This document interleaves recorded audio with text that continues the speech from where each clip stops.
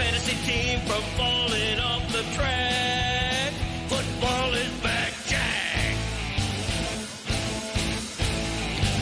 Whether on the ground or through the air, when the chips are down and you throw a prayer, when your team is primed and on the hunt, it's 4th and 10, you refuse to punt. When the shoulder pads and helmets crack, that's how you know that football is back, Jack. Let me hear you say, football is back, Jack. This high is wild and out of control, and we're gonna ride it every week till we reach the Super Bowl. Don't need no check downs, give me big hits and quarterbacks. If you say this game's the best, I'll say it's a gag. Football is back, Jack. Football is back, Jack. Football is back.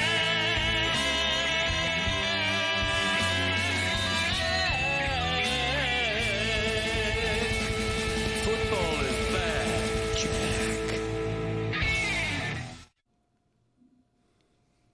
Jeff Conine finally texted you back. Jeff Conine got back to you. We wanted to talk to him about whether or not he's got the strongest hands in the history of handshakes.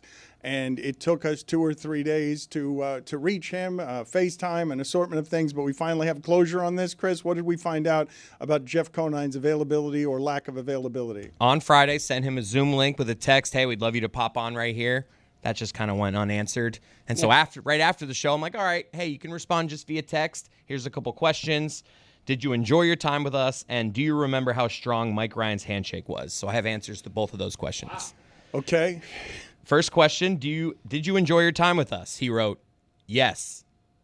There you go. I feel like that's a win for us. What enthusiasm. You guys thought he did not enjoy the I would time say he with was a you. tough book to read. Yeah. I don't agree, and maybe that's because I was sitting in the room here with Conine. Oh. I thought he enjoyed his time Okay. here. Maybe it came across different to you Are guys. you a teacher's pet? Like, what's your role here exactly? Just agree with everything that Dan said, all over Yo, Greg. don't even say, start oh, with me. wow. Don't even start We with had me. such a great time in It's this too room. early Jeff for the- Cole not listening to you. He doesn't care We're if 2 you minutes think into he the had fun or show. not. It's too early for you to be pulling. No, it really isn't. I agree with Billy. I mean, obviously you voted. You were the deciding. He got vote the memo. against me. The soup. for We're back to the soup. Fall soup. in Okay. line, yeah.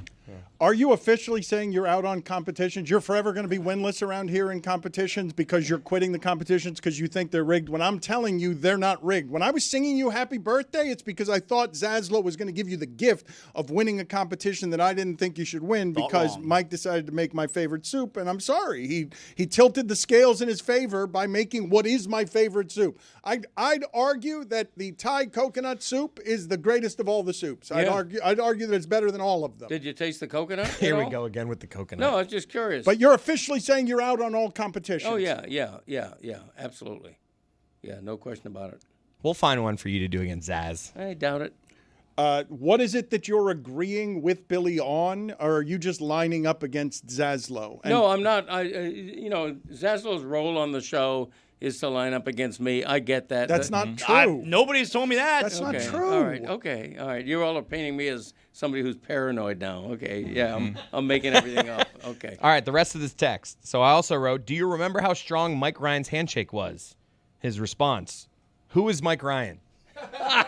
He followed up, I don't remember anyone having a memorable handshake.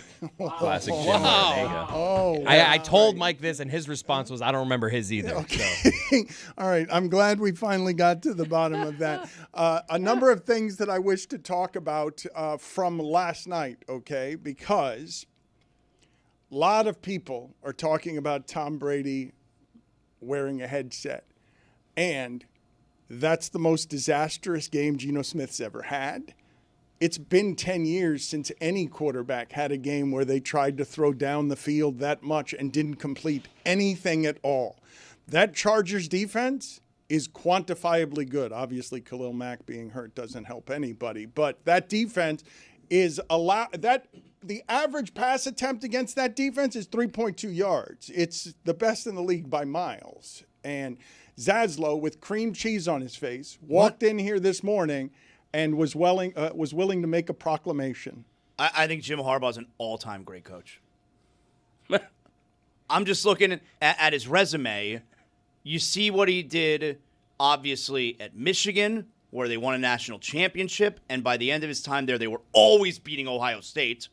Go back before that, he took over a 49ers team that was garbage, and I think it was by his second year with San Francisco. He had Alex Smith in the NFC Championship. The next year, he had Colin Kaepernick in the Super Bowl, and then he's in Los Angeles now with the Chargers, and they were whatever last year, and now they look like they're going to win the AFC West this year. They are now part of his Chiefs aren't as good, but the Chargers are going to be a really good team, and it's only his second year there. Literally everywhere he goes, not only does he turn the teams around, he turns them around really quick. Put it on the poll, please. Is Jim Harbaugh already an all-time great coach? I admire the choice that he made in choosing that as his landing spot when he had choices, because the smartest choice to make is get the young quarterback. Make sure that at that position you're solid. But the reason they won last night is not because of the quarterback. The reason they won last night is because their defense is so good. Let's put that game off to the side for a second, though,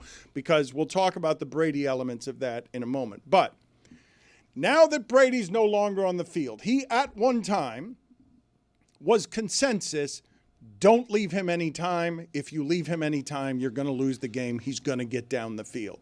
Then he was replaced by Mahomes. Don't leave him any time.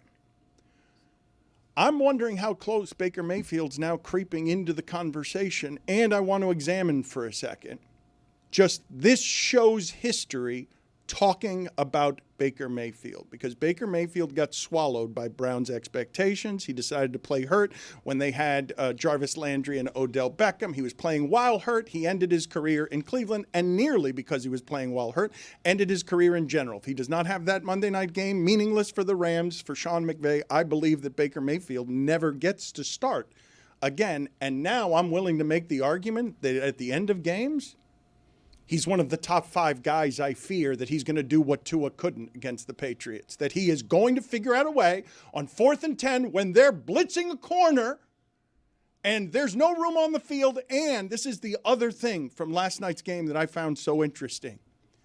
The Bucs were primed to get beaten because their tackles were out, and those pass rushers are good. Mike Evans was shut down. I know it said 5 catches for 50 yards, but when you can take Stingley, put him on Mike Evans, and just know he's not going to get down the field, you've shut down one of the great receivers, a Hall of Famer of all time. Baker did not have a lot of help. In that game, what happened is first 4 drives, all scores by both teams. Then nothing happens the rest of the game. Nothing until the last 5 minutes.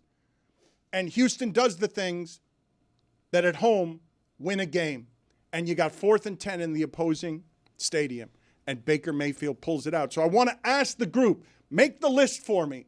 Now that the Chiefs are 0-2, I still think Mahomes is on there, and I still feel, obviously, anytime I'm on defense, I fear Lamar Jackson and Josh Allen.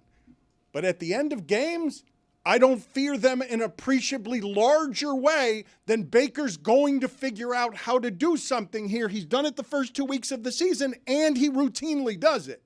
Like, I obviously, Josh Allen and Lamar Jackson are better quarterbacks, but I'm talking about a thing here that Tua doesn't have locally that Baker Mayfield clearly has. He can win games late when you need your quarterback to be doing that. I've got a top 5 list that I wrote down of guys that are that exact thing that you fear in the last couple of minutes of the game to make plays to win you the ball game. You guys ready?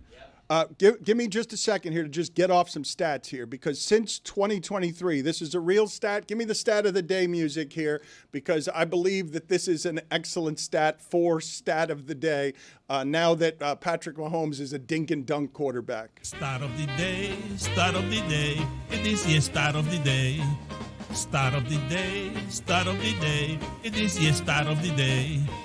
Start of the day, start of the day. It is your start of the day. Start of the day, start of the day. It is your start of the day.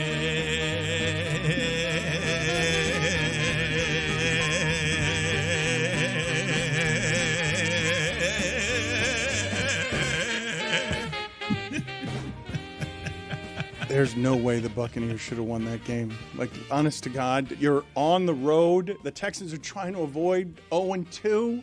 And what I'm telling you, your main receiver's getting shut down, and your backup tackles are facing that pass rush. Here's the stat of the day. Games with 320-plus passing yards since 2023. Patrick Mahomes, 3. Jake Browning, 3.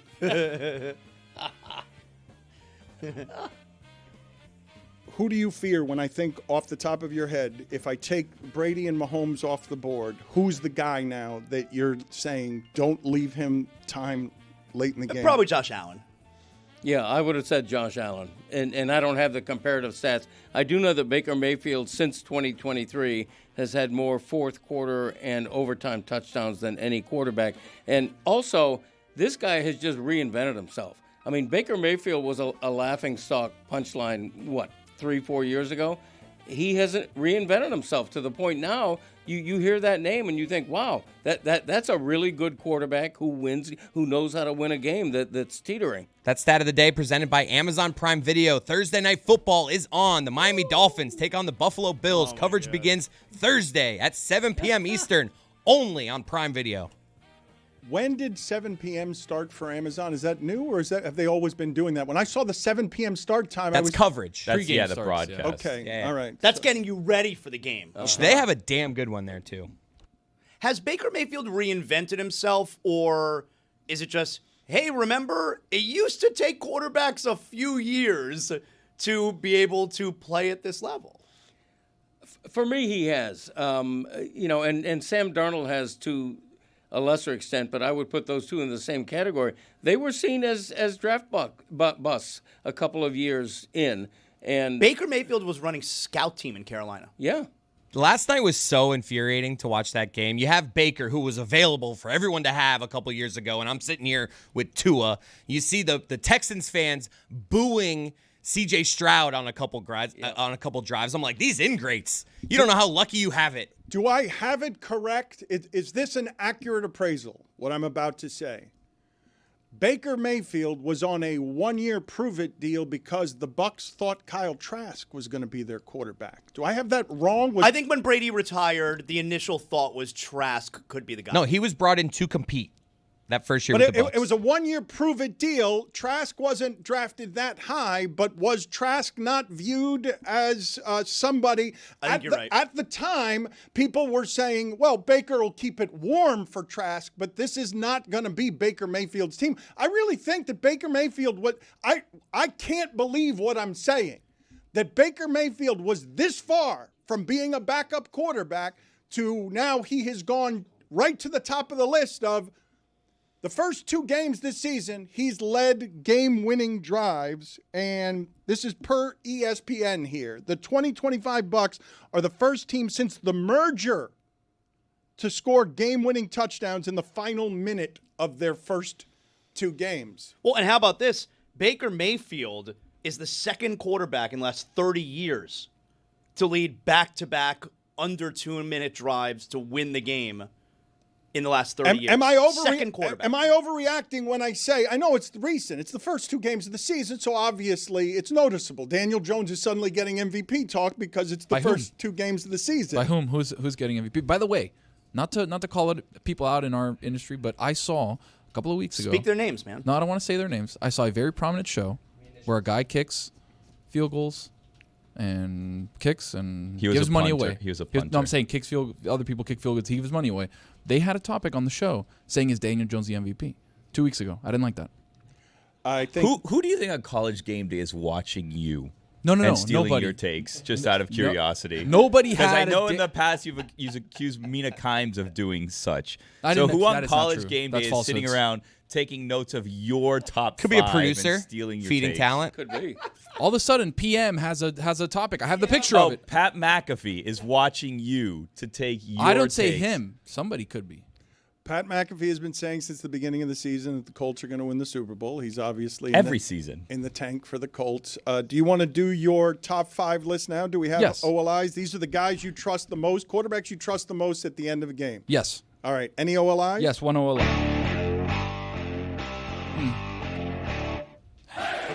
Not my official top 5, but thank you, Chris, for bringing it up. Really quickly, number OLI, Jaden Daniels.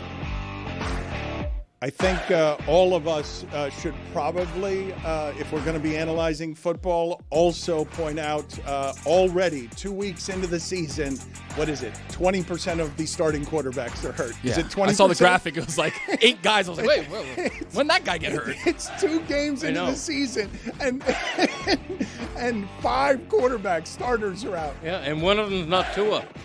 That How is about true. that? That's an upset. Number 5, Matthew Stafford. Oh, that's true. Guy liking the grizzled veteran, got That's a the good gray one. hair going. That is a great one. lasers all That's over a the good place. Number 4, Baker Mayfield. I'd put Stafford ahead of Mayfield, but You put Stafford ahead of Mayfield. You just really? put Mayfield ahead I of know. Brady. No. I did not do that. I put him at the top. You put Mayfield ahead of It was Brady? unbelievable. And You said the Mahomes. top. You You said Yeah. of all-time quarterbacks, Ahead he's of better Brady. than both Tom Brady Mayfield ahead and of Patrick Brady. Mahomes. It was Yeah. amazing. You did kind of wonder whether Mahomes was still in there. I was like, of course he's still in there. Mayfield ahead of He Brady. wasn't in there the first 2 weeks of the season. I wasn't expecting him to do at the end of games. Were you? Like, were you? Everyone's mad at the Eagles for being 2-0 because of the way they're 2-0.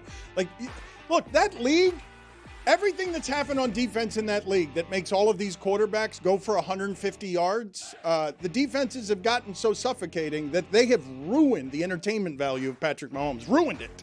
It's not partially ruined. It's ruined. Like, I'm watching a quarterback who looks like all the other quarterbacks when all I heard the last 3 seasons was a complete hyperventilation from the broadcast media that felt like they were watching something that was more aesthetically pleasing than anything else in the league. But is it his fault? I mean, Isaiah Likely is out. Or not Isaiah. Xavier Worthy is out. Travis Kelce can't catch.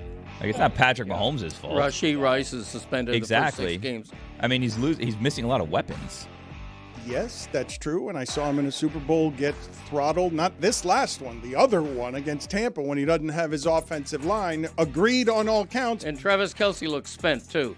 He looks like he's more worried about his podcast than he is catching football. But he is a dink and dunk quarterback. And I don't believe that if Josh Allen and Lamar Jackson had, you mentioned Likely's out, I can have them lose guys, and they will have a variety of game. They would have a versatility required in today's game that might not make them look, again, as unaesthetically pleasing as what I'm watching from the Chiefs offense, when what I was used to, guys, you remember, you never bet against the Chiefs, no matter what the point spread was, and you assumed every game that they were going over 30 points. That team's dead. Like, that team no longer exists. The team that It's been dead for a while. I mean, it's been dead for like 3 he threw a years. dime 3 down the years? field, They've been like to Super Bowl 50-yard every year. touchdown Doesn't pass. matter. How's it been dead for 3 Yeah. years? No, Dan's What we're 100% talking- right. They almost three-peated last That season. doesn't matter, but they did it Doesn't in a different matter. way. They changed the offense completely. They got rid of Tyreek Hill. They went to a dink and dunk. They had 2 high safeties. They couldn't go deep. They got That was to the whole Su- point. They got to the Super Bowl last year. 3 Let's not years so in a row, they bury won the 2 team. out of 3. They changed the offense completely. Spagnola would like a word. This is so much worse than Stugotz's take. what is They worse got to the about it? Super Bowl Dan, these guys last don't know year. ball. I just realized that. But These what- guys don't know but ball. what it- well, Forgot. You're watching one side of the field if you think the Chiefs aren't McAfee's good. going to laugh at us when he's watching to steal your takes later. You guys are again listening poorly. It's not surprising. Those ears on the side of your head are usually just ornaments. I did not say anything about the defense. I said their offense is no longer fun to watch. That's not up for debate. Like, that's not. It's You said the Chiefs are done. Quote, the that Chief- team is dead. That's a direct quote. The offense is unaesthetically pleasing. They've ruined what it used to be to watch Patrick Mahomes play football. Agreed, but let's also agree it's not Patrick Mahomes' fault. He does not have a great running game. He does not have anywhere near an elite receiver. Travis Kelce looks old all of a sudden. I don't blame Patrick Mahomes. I don't think he's lost anything. I think his surrounding talent has hit a crater. The average yard per attempt on what Patrick Mahomes is doing for whatever the reasons are, because I remember when he had Tyreek Hill 50 yards downfield and Travis Kelce was Gronk. And back then, when he had that, everyone was telling me how great Mahomes was with or without them. They won a championship after Tyreek Hill left, but the offense is no longer a pleasure to watch. No one here is disagreeing with this, correct? It's not a pleasure to watch that offense. You can blame everybody but Patrick Mahomes. We know he's a great quarterback. That's not up for dispute. We know that he's a great quarterback. I agree with you, but I also don't write off the Chiefs at 0-2. For reasons that you can and you do write off the Dolphins at 0-2, I think it's very, very premature to write off Mahomes and the Chiefs at 0-2. Let me ask you something. When the Dolphins lose on Thursday night to drop to 0-3. If. All right, man. When the Dolphins lose on Thursday night to fall to 0-3, does Tyreek Hill then also play for the Chiefs Sunday night? Is that allowed? Whoa. I don't think that that's allowed. Why not? I don't think it's You allowed. played twice in 1 week? I don't think you Yeah, can you play. can. Why wouldn't that be allowed? You guys think he can play 2 days, 3 days later? You think 4 days later? There's players that have been traded that Why not? already missed the new team's bye week, so they have an extra game every season. Mikal Bridges played 83 games a couple years ago in the NBA. Everyone else played it too. You are right that Patrick Mahomes has an assortment of injuries around him. He has had 11 starting left tackles since becoming the Chiefs starter. The only other player with more is Baker Mayfield, but he's played on 4 different teams. He's also number 4. Number 3 on the list, Josh Allen. Boy, who's ahead of him? Wow, two better than that. 2 better than that. Thank you. This is the list of guys that you fear in the last 2 minutes of the game to win the game. Number 2, Joe Burrow. Thank you. Chris is asleep at I don't the know wheel. what's going I don't on. know what I he's don't know what's doing. happening. He's We very do, busy. guys. We do Hayes for the top Yeah, 5. it's a dramatic pause. What, Billy? Go ahead. Quarterbacks that will win the game? Yeah. Joe Burrow's Quarterbacks never you on the field. on the field. When's the last time he played? Number 1, Is he the Patrick. modern-day Number 1, Andrew Patrick Luck? Mahomes. He's not writing off Mahomes. No, he's still the champ. When it comes to last 2 minutes, who you fear, it's still Patrick Mahomes until he gets dethroned. But He's got Dan's the point rings. is 100% correct. Got the rings, baby. Ringing it. Patrick, oh, just look at those rings. Look at the jewelry first, and look at the yards per attempt second when he's got no surrounding talent. No surrounding talent. Look, the Chiefs, it's a great division they play in, and they may well not win the division, but I'll take your bet and give you odds if you don't think the Chiefs are a playoff team. They are. I'm not saying they're not a playoff team. Again, I will say it again and again, and there's not a rebuttal to it. It's no longer fun to watch an offense that I assumed would always go over 30 points every single game they're playing. That I don't see how you argue against that. I don't. You said the Chiefs are dead. That's what you said. And it's okay. You can. It doesn't have to be one or the other. It can be, hey, I don't like watching their offense, and they are dead. But you said both things. I feel like my dad. And you said that Baker Mayfield's better than Patrick Mahomes and Tom Brady. I mean, Dan, my what dad an hour for you. My dad will just have everyone in still in it. They're 0-2. They're It's still 2 in weeks it. in. Everyone is still in it. Right, but They it's have just like- they have elite coaching. They have a great defense. They're okay. Rashee Rice is going to be back soon. They're probably going to He's not going trade. to be back soon. He's out 6 games. They're probably going to trade for Tyreek Hill. They're going to be okay. He's going to play Sunday night for them. Greg, just in analyzing throughout the history of sport, when you start 0-3 in that sport, your season tends to be done. Yeah. Almost statistically always. I saw think yesterday there's- 4 people, I think 4 teams have started 0-3 and made the playoffs since 1990. Are you talking about the Dolphins or the Chiefs? You think the Chiefs are going to lose to the Giants? The Bengals are the one that keep doing that 3 times, right? Yeah. The Bengals. I was talking about the Dolphins starting 0-3 and how behind Greg is because the Chiefs are a different 0-2 than the Dolphins are. Sure. The Dolphins are a calamitous 0-2. The Dolphins are the worst 0-2 there is in the entire league. Worse than Houston's, worse than the Saints, worse than Carolina's. Ooh, an 0-2 off. I like this. The Dolphins, look, no other team in the sport has this around them. Not this around them. Banners. The Texans did boo last night. The Texans fans were booing during that game. C.J. Stroud spoiled them the first season. They can't block anyone up the middle.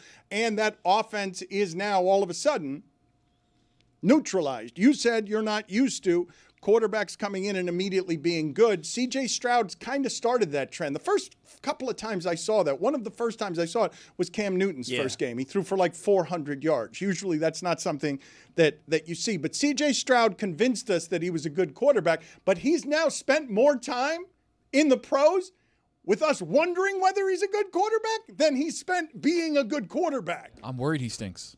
I'm going to say that out there. I'm just going to put that out there for everybody to think about. I'm worried he stinks. Because we've seen it before. Like, I know injuries played a role too, but Robert Griffin was amazing his first year. Rookie of the year. And, like, he didn't do anything after that, you know. We've seen some of these guys. Cam Newton was able to sustain it somewhat, but we've seen a few of them before Jaden Daniels. I see your Dolphins 0-2, and I raise you a Chicago Bears 0-2. That's a bad They have they have a embarrassing loss. worse point differential than the Dolphins. And I would argue Houston, because they made the playoffs last year. Their expectations were much higher than the Dolphins. Neither of those coaches are going to be fired after week 3 in a conversation. And Zaslow fired the McDaniel Bears coach just got yesterday. hired, so he's not going to be fired. He's got a little slack. Andy Reid might be on the hot seat now, though. 0-2 as well. Yeah, since the Chiefs are dead. You mentioned, by the way, Zaslow, Cam Newton was okay after that. Yeah, he won MVP after that. He opened with a 400-yard game and then went 15-1. I don't think I said he was MVP. okay. I think he's somewhat sustained what he did. Somewhat sustained. Well, he didn't have 400 yards every game. But he was MVP of the league. He did somewhat sustain it to become Boy, MVP Cam, how of the about you league. try and recover that fumble in the Super Bowl? You sit there and watch it. Yeah, there you go. Disappointing career, Cam Newton, based on talent, based on how it started, in my opinion. Ooh, put it on the poll at Le Batard Show. Did Cam Newton have a disappointing career at Le Batard Show? He won an MVP and played in a Super Bowl. Yeah, you don't agree. I'm surprised. I mean, he was pretty great. That Carolina team is one of the worst collection of talents I've seen in a Super Bowl, other than the one Rex Grossman dragged to the Super Bowl. Like, that team was 15-1. You know how often Cam Newton has been mentioned in the same breath as Pro Football Hall of Fame? Never. Okay, but he was the MVP of the league. Okay. Other people have been and not made, people have great. Washington had a kicker who was the MVP of the league. Okay, Mark Mosley's the same. What? What year was that? So Mark Mosley in '83, just to be clear. Even if Mark Mosley's watching this right now, he's like, where'd that come from? I think it was 82, the strike season. We should put up Cam Newton's career stats and Mark Mosley's career stats on the screen. yeah. Mark Mosley's son would be like, that's not true. He won an MVP. I want a He's the only kicker. side-by-side of Cam Newton and Mark Mosley. I want what Chris is imagining there, which is Mark Mosley waking up in the morning, firing up the YouTube, watching our show, and being just It's like making coffee. It's him sitting in yeah. the distance. He's like, Hell yeah. What he did. It is one of the most absurd things. I want you guys all right now, as we're listening to this together, go ahead and imagine a kicker winning MVP now. Imagine under what circumstances we would have to have in football in order for a kicker to win MVP. Are you guys in agreement that Dallas's kicker would have made that from 75 yards on Sunday? Dude's got a boot. That's crazy. Could have been 80. He's ridiculous. How is that a thing? He was kicking it from his own 45-yard line, and he made it easily. Dan, they ran a running play the play before. They were like, no, we're good. He's going to make it. And I Settled was like, for wait, the what? 70-yarder. They went for a draw play? Can someone explain how the kickers have gotten so advanced in the last 10 years? In golf, you can explain it with the golf clubs. You know what I mean? Is it their shoes? I know bigger, faster, stronger, but it's just the jump. That's the guy. That's Mark Mosley. Did he run straight the at the ball? Gymnastics on that. That's Cam Newton's comp. I do think they should bring back the single bar helmet. The single bar helmet is awesome. Oh, yeah. Kickers always used to wear those. What was the name of the kicker? Was it Dempsey, who had half a foot? Tom Dempsey had half a foot and used a steel toe in his shoe, and now that's what the kickers now are doing, I allege. They're all using steel-toed shoes They're not- Tom Dempsey. No, they're not. They're not using It's their like the sticky toe. stuff in baseball. He's alleging. We don't know for sure. I'm alleging. Yeah, half Pablo a Torre foot. will It find makes out. sense. Wasn't there a kicker who used to kick barefoot? There have been a few. There have been a handful of Yeah, kickers not for a while, who though. have been barefoot kickers. But when Greg says that he had a steel-toed shoe, he was kicking the ball with the toes. That's not something they do Like anymore. straightforward, right? Right. Yes, they're straightforward. They weren't coming from the side, and they weren't kicking it with the top of their foot. Why'd they stop that? You can get some good power on that. The Gogolax. Didn't you try that, Dad, when we went to St. Thomas for your 50-yard field goal? Like, you first tried doing it straight I at did. it. Yeah. I was better soccer style. Yeah. Yeah. Chris, I have told you, okay, in sports, throughout sports, Sports Illustrated did an article about this about 8 or 9 years ago. Nothing has improved more anywhere across sports than the accuracy of kickers versus what it is that was once upon a time, where they go into the 90 percentile or the 80 percentile range. And it's mathematically, it was true 8 or 9 years ago, it's mathematically so, empirically so, that nothing in sports has been more improved than the kicker. And also, if you got a job in football, I understand that the pressure of this job seems unpleasant. Like the Bucs kicker last night was falling apart. The Bengals kicker the other day was falling apart because of the pressure with the job. But it's a really good job to have.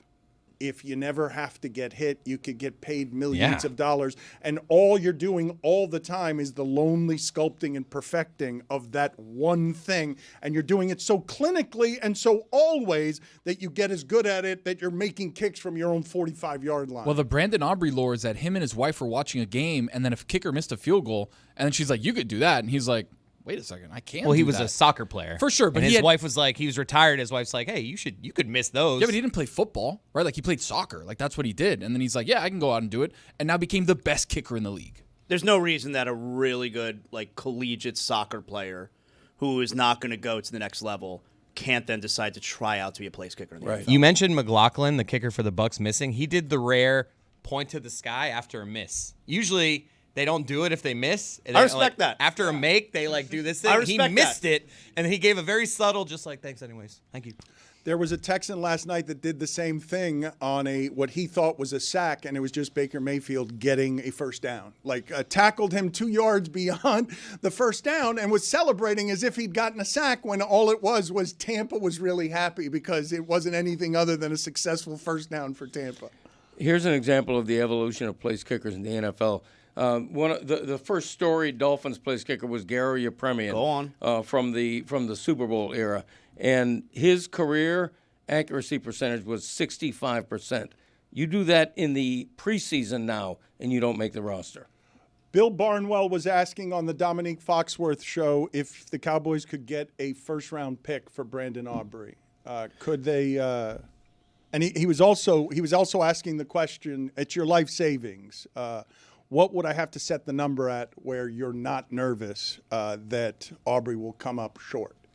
Like, where do I have to put up the number? You're betting your life savings, and you're betting against the kick coming up short. How long was the kick on Sunday? It was 64 yards, and he made it easily from his own 46 yard line. If it was a 70-yard kick, I would take the under. Yeah, you have to.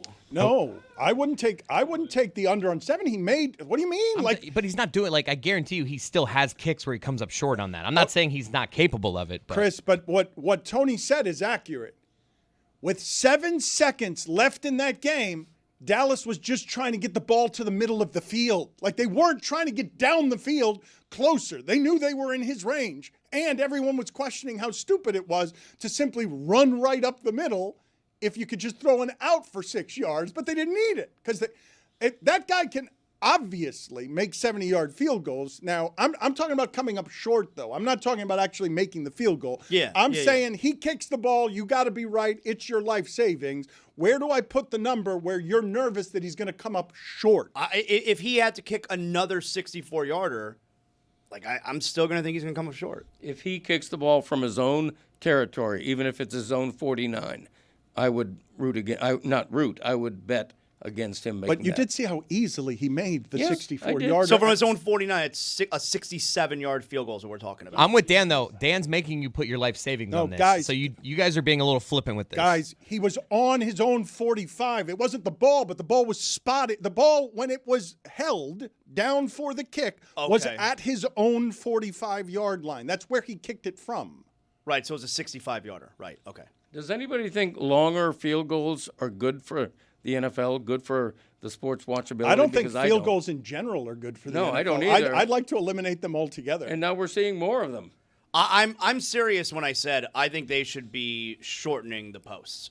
Not quite as thin as arena football was, but I mean, Dave Damashek came in and he wants an actual box that you got to kick. I mean, I'm not doing that, but I think the posts should be much closer together.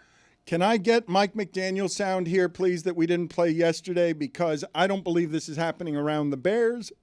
I don't believe this is happening around the Saints. I don't believe this is happening around Carolina, where people are listening to the hometown coach and they're just tired of him yammering in circles. To win games, you have to win the game, not lose the game, honestly. And that is how you lose the game. You're moving the ball down the field. You're 1st and 10, and then you find yourself at 2nd and 20. That was critical. I'm glad he's being honest. So to win the game, you have to not lose the game. To win games, you have to win the game, not lose the game. He ain't wrong. Honestly. I mean, it is honest and it is true. I appreciate his honesty. Yeah. What is Big Mac saying? Have you guys checked in with Big Mac? Billy, have you checked in with Big Mac? Every time I come in through the carport, he gives me a thumbs down, and then I'm driving away, and he's just shouting at me how the Dolphins stink. Yeah, he's not happy with the current state of affairs. Big Mac's take of the day.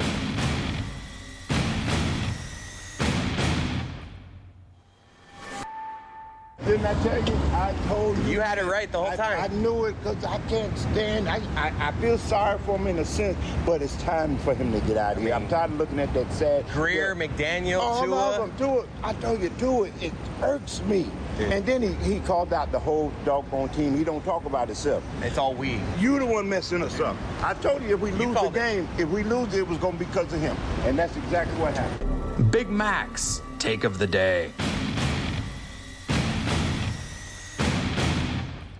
Just truth bombs in the local hour between McDaniel and Big Mac.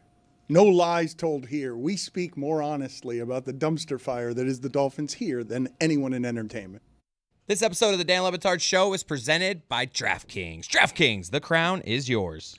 Amin El-Hassan will be here momentarily to give us his weekend observations and spend the hour with us. I will remind you that the Carolina Panthers had Sam Darnold and Baker Mayfield in their quarterback room and then just decided to start spending draft picks on quarterbacks. I'm watching the television right now. Thumbs up or thumbs down on Dominique Foxworth being on Get Up, and they've got a segment, 0 fox given, and then it's Dominique Foxworth's head on a cartoon fox. That is a thumb down from Tony. It's on site with him still.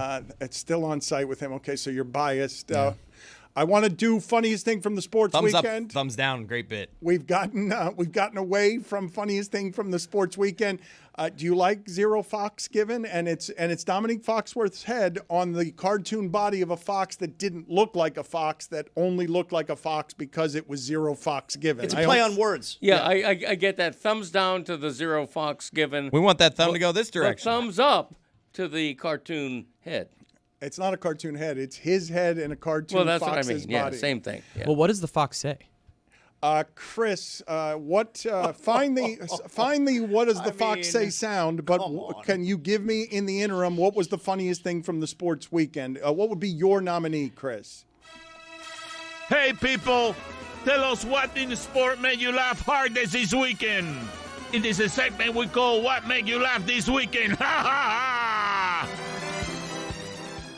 Dan, my answer is easy. It's Jared Goff doing his version of the Lambeau Leap in Detroit. Now, we can't show this on video because it'll get us pinged, but look it up. It is hilarious. He's acting like that wall, which St. Brown just kind of leaps, goes backwards, and falls into as easy as possible. And Jared Goff comes running up. He's like, I want in on this. And he climbs it in a way that you would see a 70-year-old trying to climb something. It's pathetic. It's hilarious. And then, like, the people are trying to help him up. It's just, and then St. Brown's like, I got you. It's just... hilarious. Jared Goff can't jump. Jeremy, what is the funniest thing from the sports weekend? Anthony Rizzo having a home run ball hit directly at him in the bleachers and just completely whiffing on it. He had an opportunity for this to be the coolest moment ever. The first career home run for Ballesteros, the Cubs catcher, hit right at him, and it just bounces right off his hands as he's inducted into the Cubs Hall of Fame. And there's Burt Kreischer. He got the ball instead of Rizzo. Rizzo's got to come up with that. Obviously has to come up with that. Why did he try to one-hand that? What's he holding? His phone? Put your phone down, buddy. Brewers fan gets it, is that? Oh. Tony, what was the funniest thing from the sports weekend? Dan, nobody wanted to talk Jags with you yesterday. It was very unfortunate. I was listening back. I was like, guys, great game. Somebody talk about it. Somebody talk about it. With me yesterday either. I'm here for both of them. We could do Jags/boxing. Why don't you call each other? We could.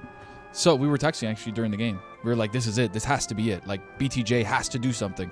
And then he shied away from 16 balls and dropped a fourth down that would have won the game. Anyways, most importantly, the funniest thing from the sports weekend is Trevor Lawrence in said game, rolling out, feeling pressure on the right side, going to the left, saying, oh, I got an angle here, running 3 yards past the line of scrimmage on the side that the chains are on. Right. So he sees the line of scrimmage, runs right by them, then throws the ball out of the end zone to nobody. He stinks. We got to find a way to get this yellow line on the field for the players. Is Trevor or like Lawrence the black one for the line of scrimmage? Like, it'd be a lot, very helpful for them. Is he the quarterback in the league most likely to do that? I feel like he's the one I most associate with a lack of awareness about where these things are. He does it once a season. I could see Tua doing it. Trevor Lawrence, he's the anti Baker Mayfield. He's the guy who started off like he's the superstar. He's going to be the next big quarterback. Has been the opposite. And then his career has gradually gone this way. They got him a lot of weapons, man. I know. Billy, what is the funniest thing from the sports weekend? UCLA paid New Mexico $1.2 million to come and just take a loss, and instead they beat the Bruins 35-10. They fall to 0-3, and now they have fired their coach.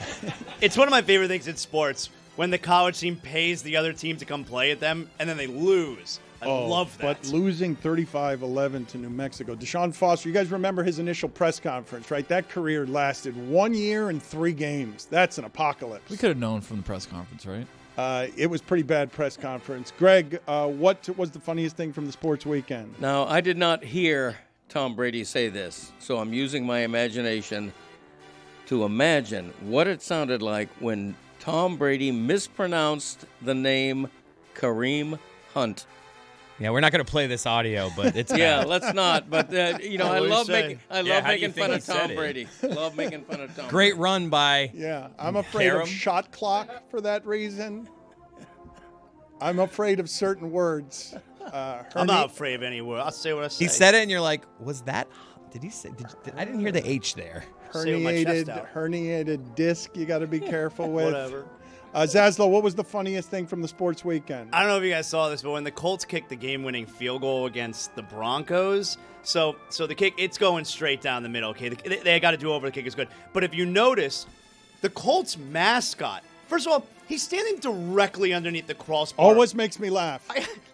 Why is that? Why is that allowed? No, it's allowed because he bangs his head against it when they miss it, and he celebrates it when they make it, and it's delightful. It's delightful every single time. So he's right under the crossbar as the ball is mid-flight, but as he sees it's going in mid-flight, he's doing the thing where he's doing the pelvic thrusts. That's right. Well, we're mid-play. That's right. And he's standing practically in the end move. zone. Yes, that's his move. Pelvic yes, thrusts. that's why it's great. It's got the best angle of the game. It's so good. It is funny, and he's got the pelvic thrust. He's got the Bill Parcells pear-shaped body, and so it undulates. The love handles the lower half. It's wonderful.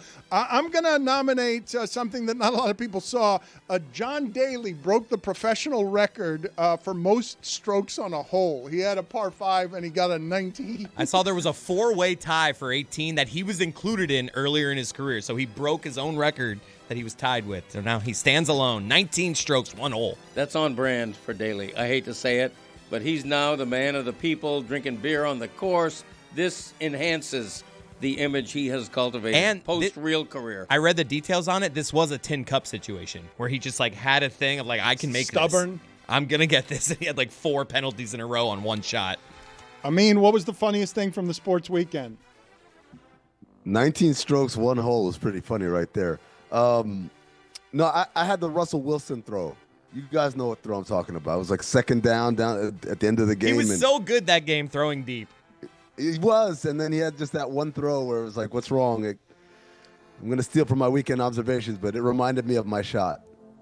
Well, you can't call it. Correct me if I'm wrong, because while I remember that was a bit of a punt, it felt to me like he was just saying, do I have the wrong receiver? I just thought it was neighbors. Go do something. I'm going to throw one of these parabola balls up there, and I've got neighbors on my team. Go do something. Isn't that who he was throwing to? It worked for most of the game, but I'm not talking about that throw. I'm talking about the throw right before the INT. He's trying to throw it out to the slot, and then it just got away from him, and his hand kind of did this weird thing, and I saw it. I was like, damn, that's my shot. I think we all thought you meant the INT.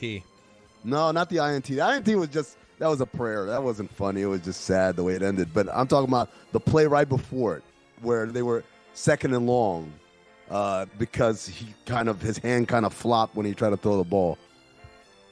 Can you turn down the circus music real quick so we can transition to more serious subject matter? If you have not seen Amin lately on Pablo Torre Finds Out, he's been kicking ass with David Sampson. What and before we get into that story and before we get into Amin's weekend observation, since Jeremy mentioned it, can you just play What Does the Fox Say so that we can close the loop on that and just make fun of Stugotz's pronunciations? For those of you asking, Stugotz, God bless football, stupidity, it is quite the undertaking to do some stuff like this that is business building on your own. You should know that Stugotz will be back here shortly, as soon as he's got everything up and running.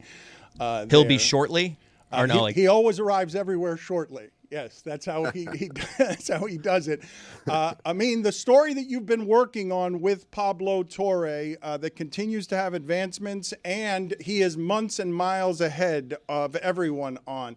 One of the more curious things, and I didn't get this, why was the NBA media feeling like it was downplaying this story before Pablo had the second episode? It was weird to me to watch so many people just sort of want it not to be true that Balmer wouldn't know. I thought that they would go the opposite way on that. What happened there? Do they just like Balmer? Yeah, I think there's a lot of things at play. One of them is Balmer's a nice guy, and he is overall good for the league. He's a good ambassador for the league. He's been a good owner for the Clippers. He's invested a lot of money and into the fan experience. So overall, I think, I often wonder if this were Jim Dolan, how would the media respond? I think everyone would have their knives out because he's an easy target. But Steve Ballmer makes people like, oh, not Steve. He's a good guy, et cetera, et cetera. The other thing also is, it goes back to the thing you always like to talk about, is that we like to think these guys are so brilliant. And when we are face-to-face with, maybe not that brilliant, that kind of shatters our preconceived notions. And I think people have a problem with that. And then the last part is, I'm going to say it, I think there's a little bit of jealousy. A hint of jealousy, because Pablo not only has the resources to do this kind of reporting, but also he's got the freedom to not have to do the type of reporting that most of these other people have to do. Everyone else is chasing who's signing where and get traded where and all that stuff. And Pablo doesn't have to spend any molecules of energy on that. All of his time is spent on breaking these huge stories or having Alonzo Hamburger Jones on the show. It's quite the niche he's carved out for himself. I can speak from experience. When you get beat on a big story, your human instinct is to downplay that, as if what you got beat on wasn't that big a story. And if you're a full-time NBA journalist trying to get stories just like this, and you get beat by a guy on a podcast who really isn't affiliated with the NBA much, you sting. It stings. Greg, what's an example of either a story you got beat on where you felt like, oh, man, that's not that big of a story, or a story that you beat someone else to and they try to downplay it for you? Well, I go way back to the 80s where there was what was it called, Dan? Autogate? What was it called? The Miami News was breaking stories about the University of Miami. Right. And what a quaint time, now that you think of NIL. Somebody may have gotten a car as Carson Beck gets his Lamborghini stolen. Right. One of his from two a $5 million house. One of his two cars. But yes, there was a Greg Cote, to be fair to Greg Cote, and I wasn't good at this either. The breaking of news I was terrible at, didn't like doing it, and Greg wasn't great at it either. No, I wasn't. I did have a couple of minor scoops when a guy... Dan's engagement. A guy was arrested, and I had that first. But that was a big story the Miami News broke.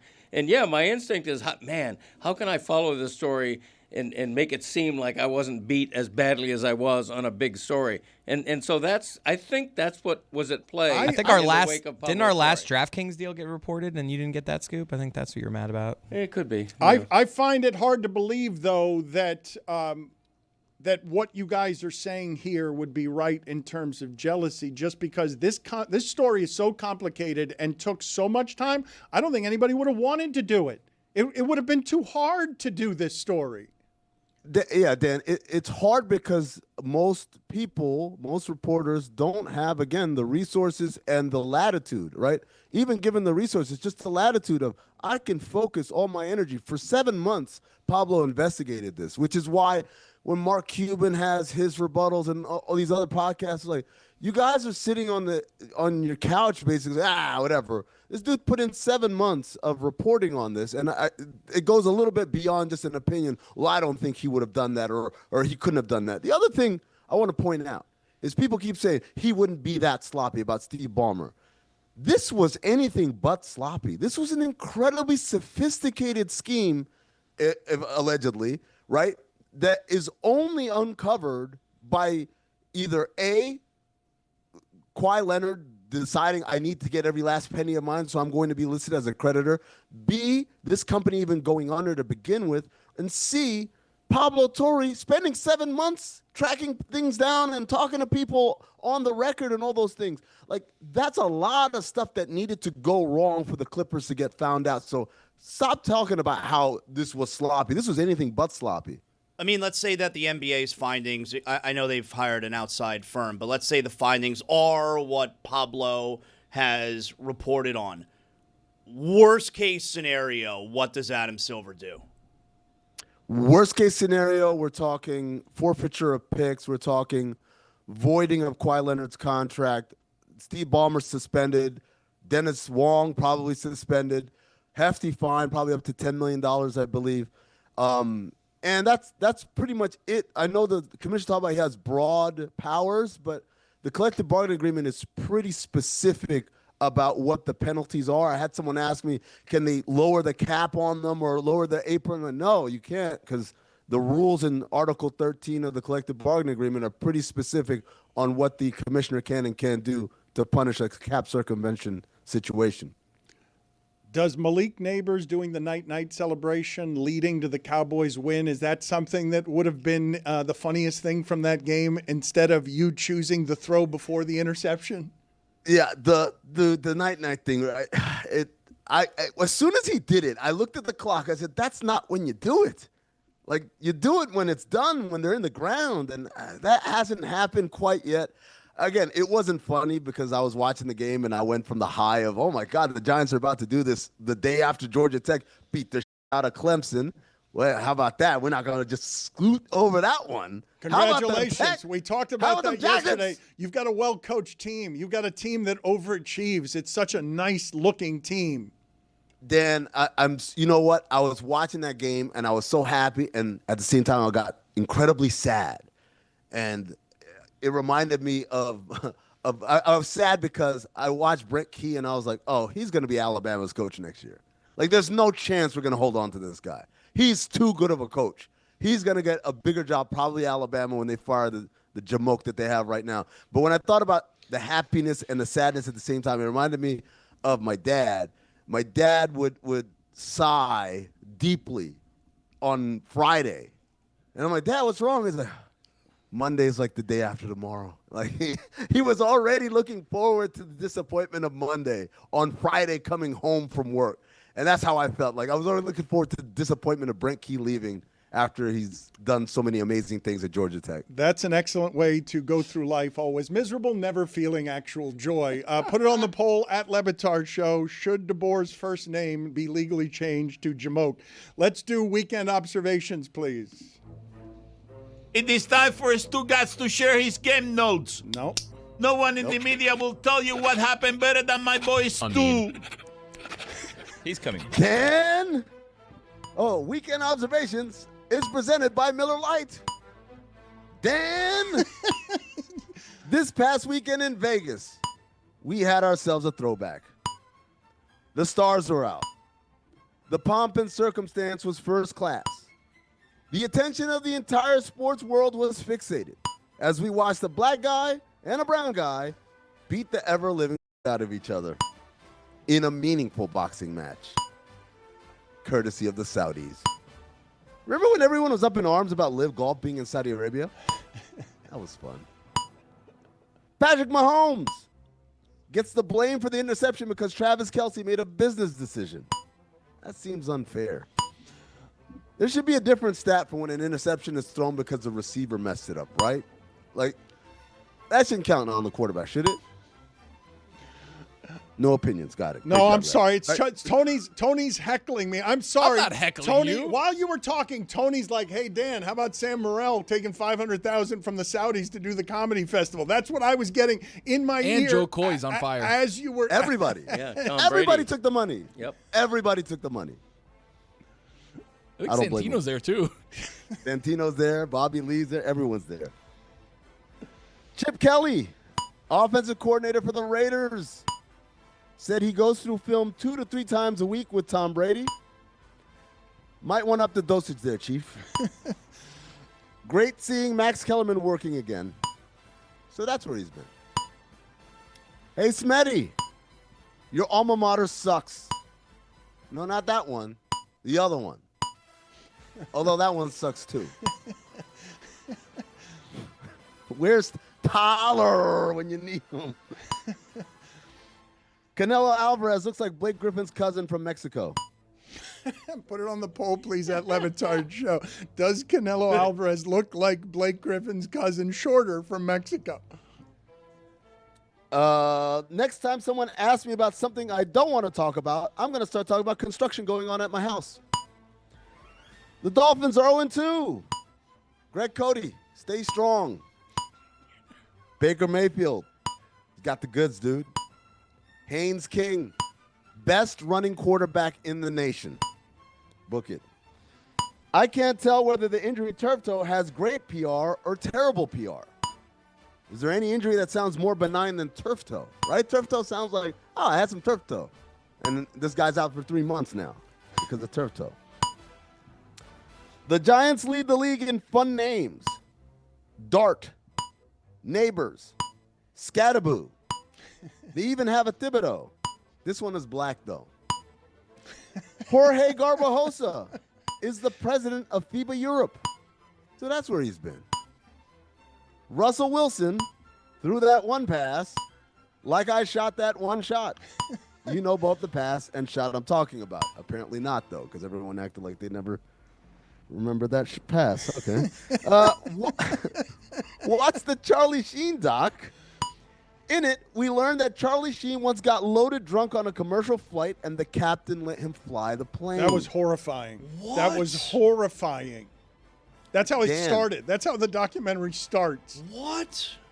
Dan, for some people, that idea is horrifying. For others, it's slightly less horrifying than having a black pilot. Isn't it weird when drug addicts are clean shaven?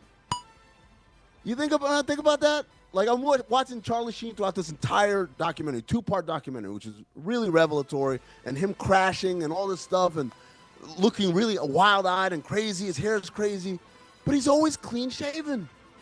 Like, every morning, Charlie Sheen's getting up in front of the mirror, like, all drugged out, and like, hold on, gotta make sure this thing is nice and smooth. I think the Sheens and the Estevezes just have trouble growing facial hair. All 3 of them, Martin, Emilio, none of them can grow facial hair. I don't know. He had those sideburns that one time he came out of rehab that were really funky looking. Everyone needs a Tony Todd. That's his best friend. Yeah. Stuck with him through thick and thin. Everyone also needs a Marco. That's his other best friend, who's a drug dealer who made the crack weaker so that Charlie could get weaned off of it. That's awful. Put it on the poll at Le Batard Show. Is your friend making the Coke weaker so you can get weaned off it? Thoughtful. Not Coke, crack. Sorry. 7-gram rocks, folks. Sorry. He Crack. said that was real. Hey, Netflix, reboot Ozark with Steve Balmer. Jamal Haynes, first-round talent. Genevieve O'Reilly should have won an Emmy for Andor. It's the best show that none of you guys are talking about because it's Star Wars, but it's actually a really well-done show. It's got a lot of politics in it. You should watch it. Where did you side when I said that if I gave Mobland 6 or 7 seasons like The Sopranos, it would be better than The Sopranos? I think I could see how you get that logic, but I think you always have to give respect to how well The Sopranos was done because that basically informed a generation of TV creators. Oh, this is the standard now. There have been so many good shows that fall off after a few seasons. I get that you don't think that would happen here, but that happens a lot. Understood, but Guy Ritchie tends to make good things, and it's usually not directors that are making the shows. Like it's not signature directors from the movies. You think Scorsese's going to fall apart after 5 or 6 seasons? Like, do you believe that he's going to make things that are bad? Well, to be fair, Boardwalk Empire, while I liked it all the way through the end, it certainly wasn't the same as it was at the beginning. I'm almost done with it. I think it's good. It is good, but it's not as good as it's when it started, right? Correct. There you go. And that was Scorsese, right? All right. The more Steve Ballmer, Mark Cuban, Andre Cherny, and the worldwide leader, and anyone else deny the allegations, the more Pablo looks like the truth teller of the year. Halftime of Raiders-Chargers came after 11:30 p.m. Eastern. East Coast, how do y'all do it? R.I.P. Charlie Rosen. Great author of books like The Wizard of Odds, More Than a Game, Players and Pretenders, and Perfectly Awful, all of which describe me on a date. Adam Silver, calling the NBA a highlight league is like admitting that you don't actually read the articles in Playboy. We know you aren't lying, but don't say the quiet part out loud. Shout out to Nile Nights this weekend in New York City. Tickets available now. Support a good cause. Keelan Rutledge is a grown-ass man. Dan, do you know about this kid? He's a grown-ass man. Yeah. He was plays for Tech. He was in a car accident 2 years ago, and they nearly amputated his foot. Same foot would go on to help stomp on Clemson on Saturday. You're feeling yourself now, huh? You're no longer a rambling wreck. Dan, I actually started looking at hotels for the ACC championship game. Wow. That's where I'm at. Wow. Yeah. That's going to be Miami, Georgia Tech. Well, you know how that's been recently.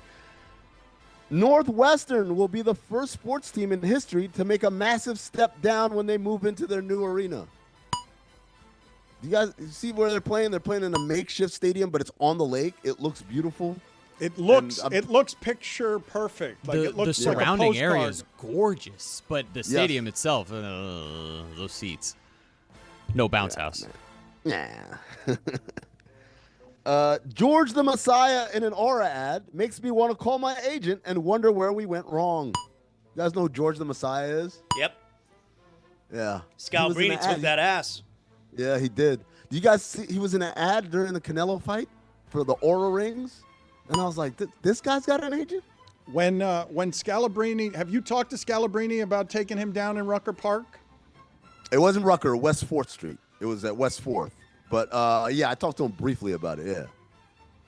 This is a guy, for those of you who do not know, this is a guy who trash talked and said he could take everyone down on the playground and that he could beat NBA players, and then Scalabrini just dusted him. He specifically said he would beat Scalabrini as call out. Had no chance, none. That's why Tony has no chance against Amici. Oh, come on. Michi's like 80 at this point, isn't he? Guy hasn't touched the ball in 17 years. Come on. It's like riding a bike, Tony. Back to the Canelo Crawford fight. Some faces in the crowd. Stephen A. Smith looked like he got his shirt from Dan Flash's. Dave Chappelle looked like he was styled by the Incredible Hulk. I pray I never get buff enough where, like, sleeves are an impediment. Mark Anthony, button that shirt up. Angel Reese, yowza. Wilmer Valderrama. So that's where he's been. Macaulay Culkin, you still got them Oakleys? Mr. Beast, when is your 15 minutes up? Turki Al-Sheikh, let me hold $1. Dan, that was the conspicuously Saudi Arabian-looking gentleman sitting ringside, and then entered the ring after the fight. The most important guy in the building. Most important guy in the building. Tennessee, you had one job. Dan, do you know what a Georgia Tech alum will respond if you ask him what the good word is? I do not. To hell with Georgia. Speaking of hell, Art Briles.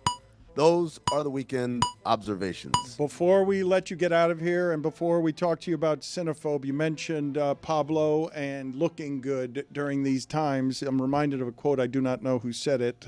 Quote, during times of universal deceit, telling the truth becomes a revolutionary act. What do you believe to be the most interesting thing of all the things that you and Samson have sat there for as Pablo surprises you again and again because he's unveiling his news to you guys from the entire macro of the story, not just surprises individually? What do you think is the most interesting thing?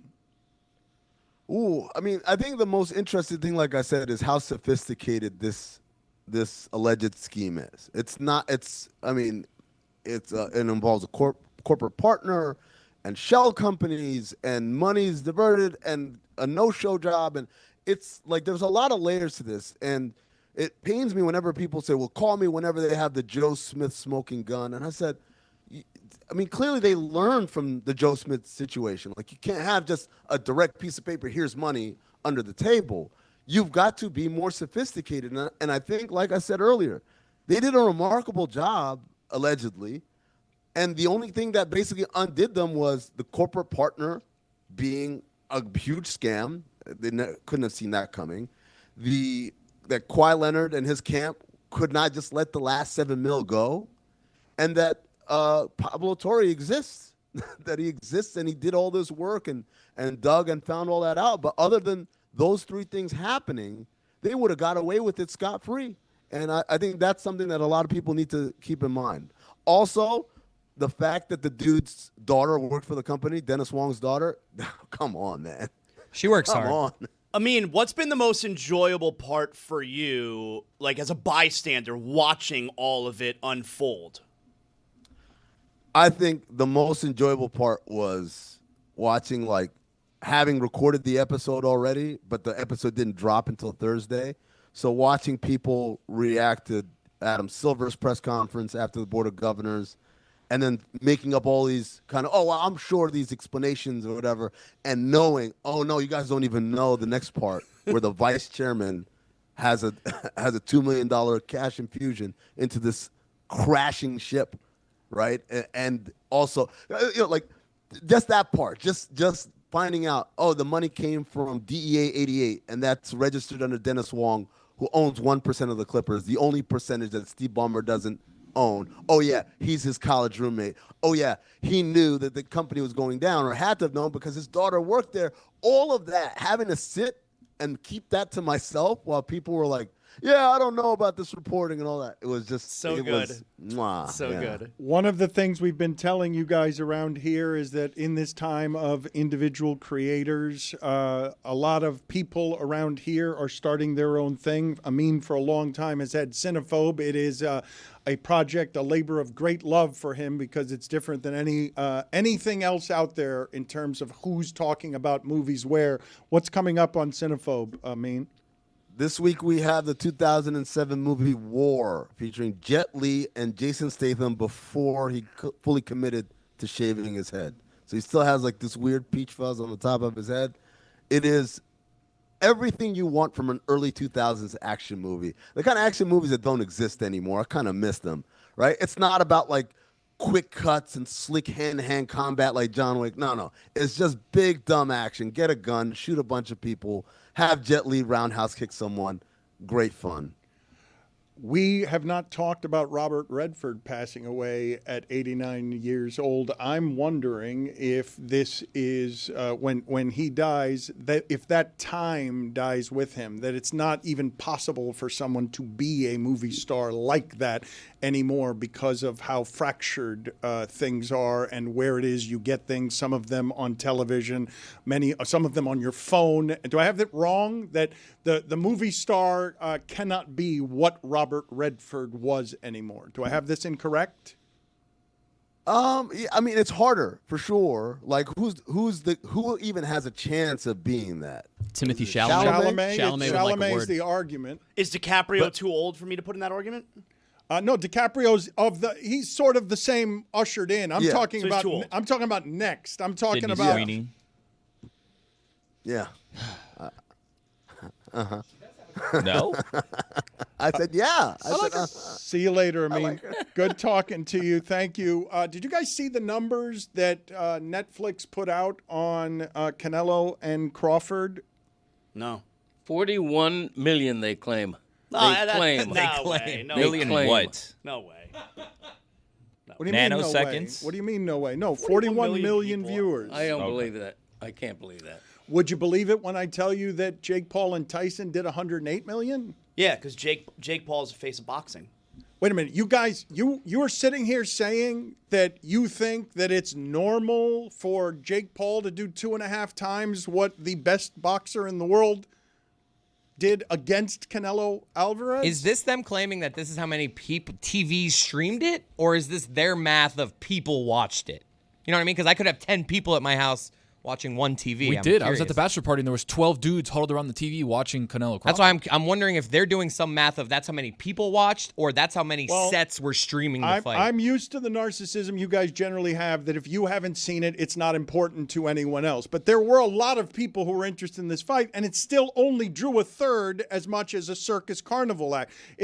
Somebody's going to it's being put together, right? Mayweather and Tyson. Like, we've turned boxing into the circus. The thing that's going to get numbers is the circus, because there aren't very many people in boxing right now fighting that the mainstream finds interesting. You've got to have boxers people care about. You've got to have, if it's not going to be giant punching power, it has to be either stories people care about or fighters people care about. And so that's what happens, right? The Mayweather-Tyson fight's going to happen, correct? Yeah, it's just like, at what point do you feel like the circus kind of runs out of gas? And it's like, Mayweather, okay, this is the last time we saw him was fight Logan Paul. Yeah, clearly never. It's Harbaugh. all a scam. It's such a scam. And is boxing dead?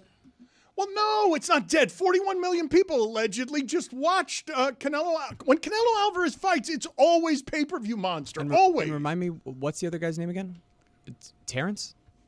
We're really doing this? He's the best. Bud Crawford. He's been on the show before. I hate this. I hate what we're doing here. This is no respect, Dan. No, but it's just we don't see what we're showing in terms of our ignorance by yawning and being indifferent about a story that a lot of people do care about. Not any of them in this room. It says 41 million viewers. So it's not for, like, if it's, I don't know. I want to know what they mean here, whether this is 41 Netflix accounts that were streaming or 41 million people. It was 41 accounts. All of them had 1 million people watching. There you go. Well, that would be clear for me. I mean, you can't think that Mayweather versus Tyson is a good thing for boxing.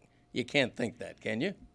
What's a good thing for boxing? That I saw Canelo Alvarez look undressed the way I've only seen one other time with Floyd Mayweather, and Canelo said afterward that Crawford is better than Floyd. Like, I'm not going to not find that interesting, but I'm talking to a group of people who could not possibly care any less about this. Neither does that younger and smarter audience that you want, Dan. Folks, when it comes to competition, Boost Mobile and DraftKings have you covered all year. Compete for free for a share of $4,000 in multi-sport prediction contests throughout 2025. Get in on the action now and play for free for a total of $270,000 thanks to Boost Mobile. Eligibility restrictions apply. Void where prohibited. See DraftKings.com/BoostMobile for details.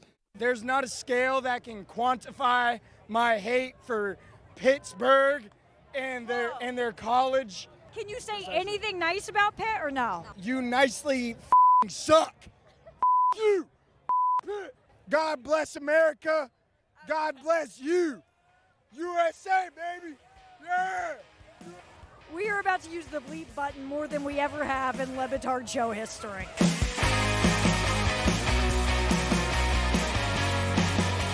Hello, Dan. It's me, Lucy. And you know this because of the expense report. You have sent me to many college football games over the last few years, and I will tell you, no one tailgates quite like West Virginia. This might be the best tailgating we've ever seen. I am not being dramatic. It's up there with LSU. They do it right in front of the hospital, so it's easy access because that's how hard they go here at West Virginia. And let me tell you something, Dan, what I've learned today, they really hate Pitt. A lot. A lot. How much do you hate Pitt? On a scale of 1 to 10, it's 1,000, bro. We don't mess with Pitt around here. Kenny Pickett's a bum. We are WVU, baby. Come on. They're in a gut. Pittsburgh. They're the elbow of Pennsylvania. The elbow of Pennsylvania? They're the very bottom corner of Pennsylvania. Yeah. They're not even Philadelphia. They need to eat Pitt. Eat Pitt. What have people been saying to you? Eat Pitt.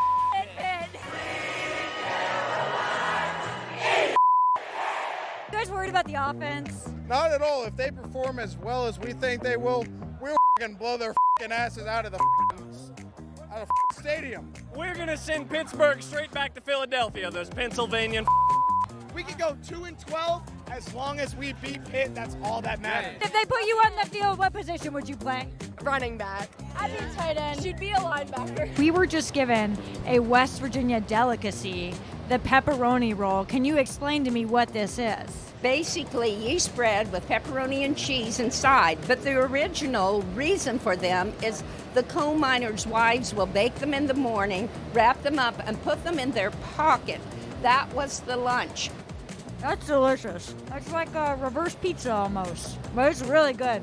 I will say, West Virginia so far has had the most unique food out of everywhere we've gone, tied with Baton Rouge. How would you guys describe the backyard brawl to people who aren't familiar with this rivalry? The best experience that you will ever have in your whole entire life. Immaculate. When Anakin became Darth Vader, it's basically that battle, but worse. Who are you in this situation? The lava. Those who can read versus those who can't.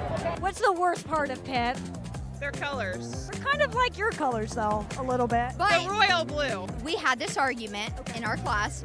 They are yellow, and we are old gold. Very, very distinction. What class was this? Med school class, actually. How do we feel about the return of Rich Rod? It's insane. We're good. You're good? We're good. Yeah, no, last week was good. If you watched last week, you got a couple questions. 100 yards of offense at halftime is not going to cut it. The Mountaineer was really nice. He was mean to me when I met him yesterday. What is going on with your shirt here? What is this West Virginia tradition? Well, hopefully, if we win, we'll burn a couch. And if we don't win, we'll still burn a couch.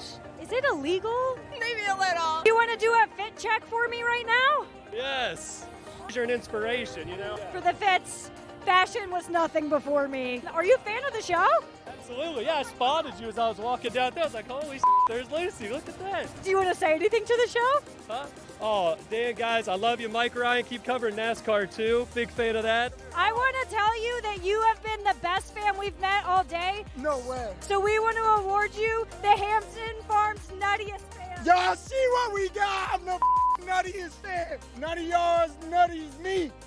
Thank you so much, Hampton's Farms. Today's trip was brought to you by Hampton Farms. Get nutty with Hampton Farms, the official snack nut of the tailgate.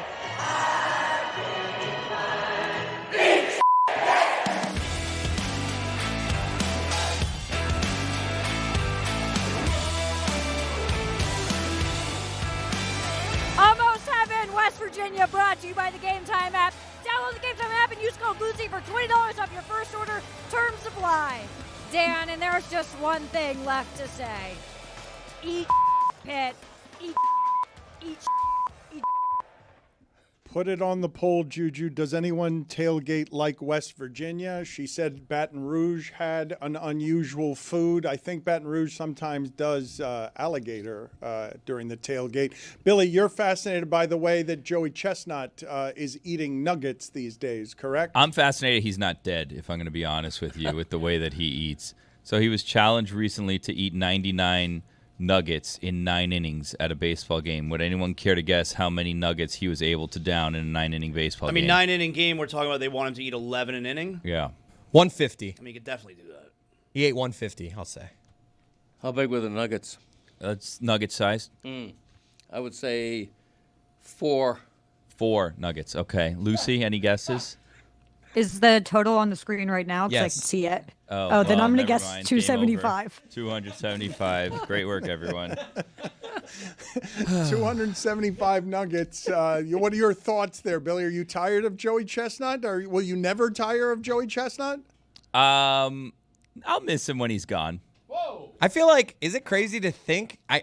I'm going to say this on the front end. I think I could do it, but I probably couldn't. 99 nuggets in 9 innings doesn't seem crazy. It doesn't. This guy's such this guy is... If I'm breaking that down, that's like 5 or 6 It's per 11 half an inning. inning. It's 11 So an inning. 5.5 per half. So 5.5 per half inning. You know they don't go away though, unless you're going to the bathroom. Like every half inning, they're still accumulating inside of you. Yeah. No, I got you. That's going to get hard at the end, yes. Lucy, why is West Virginia and Baton Rouge, why are they equal when it comes to weird tailgating? Those people are crazy. And I mean it in the nicest way possible. They're literally insane. That was a tailgate that we actually saw very little of because it was so insane that we were like swarmed by people everywhere we went who just wanted to talk about how much they hated Pitt. What I like about both LSU and West Virginia is there's so many parts of like the campus and like the food they serve that is so unique to their region where like obviously when you go to LSU, you get a lot of like Cajun food and it's really, really good. But when we were in West Virginia, we got a lot of people who were like, oh yeah, this fish, we went and caught it like in the lake a few days ago. Okay, here's these pepperoni rolls. Like it's a very unique to its location type of deal. And it was so much fun. And they are literally crazy. They are the most insane people I've ever met in my life. Dan, you know about that backyard brawl? Yes. Oh, I was asking. That's it? That was the only question that you had? It's not even for Lucy. It's just for me? Well, Lucy clearly knows. She was there. Yes. Look, fine, I'll ask her. I don't want to leave her out. Lucy, you know about that backyard brawl?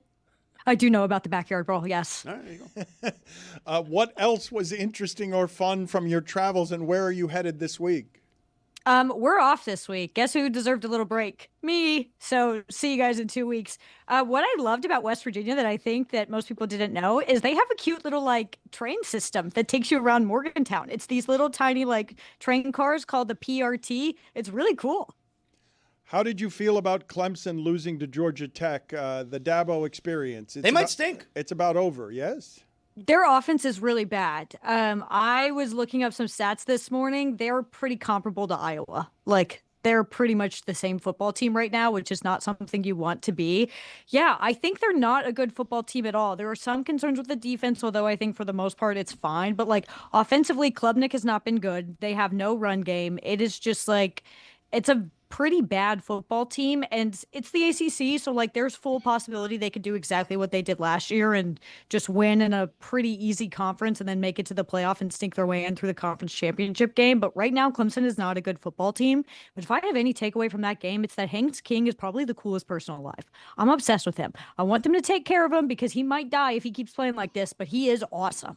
Lucy, what did you make of Brian Kelly and his exchange with the reporter after the Florida game asking about the offense? He apologized. Which I should note, he opened his press conference yesterday by apologizing privately and publicly to the gentleman. But what did you make of that whole exchange?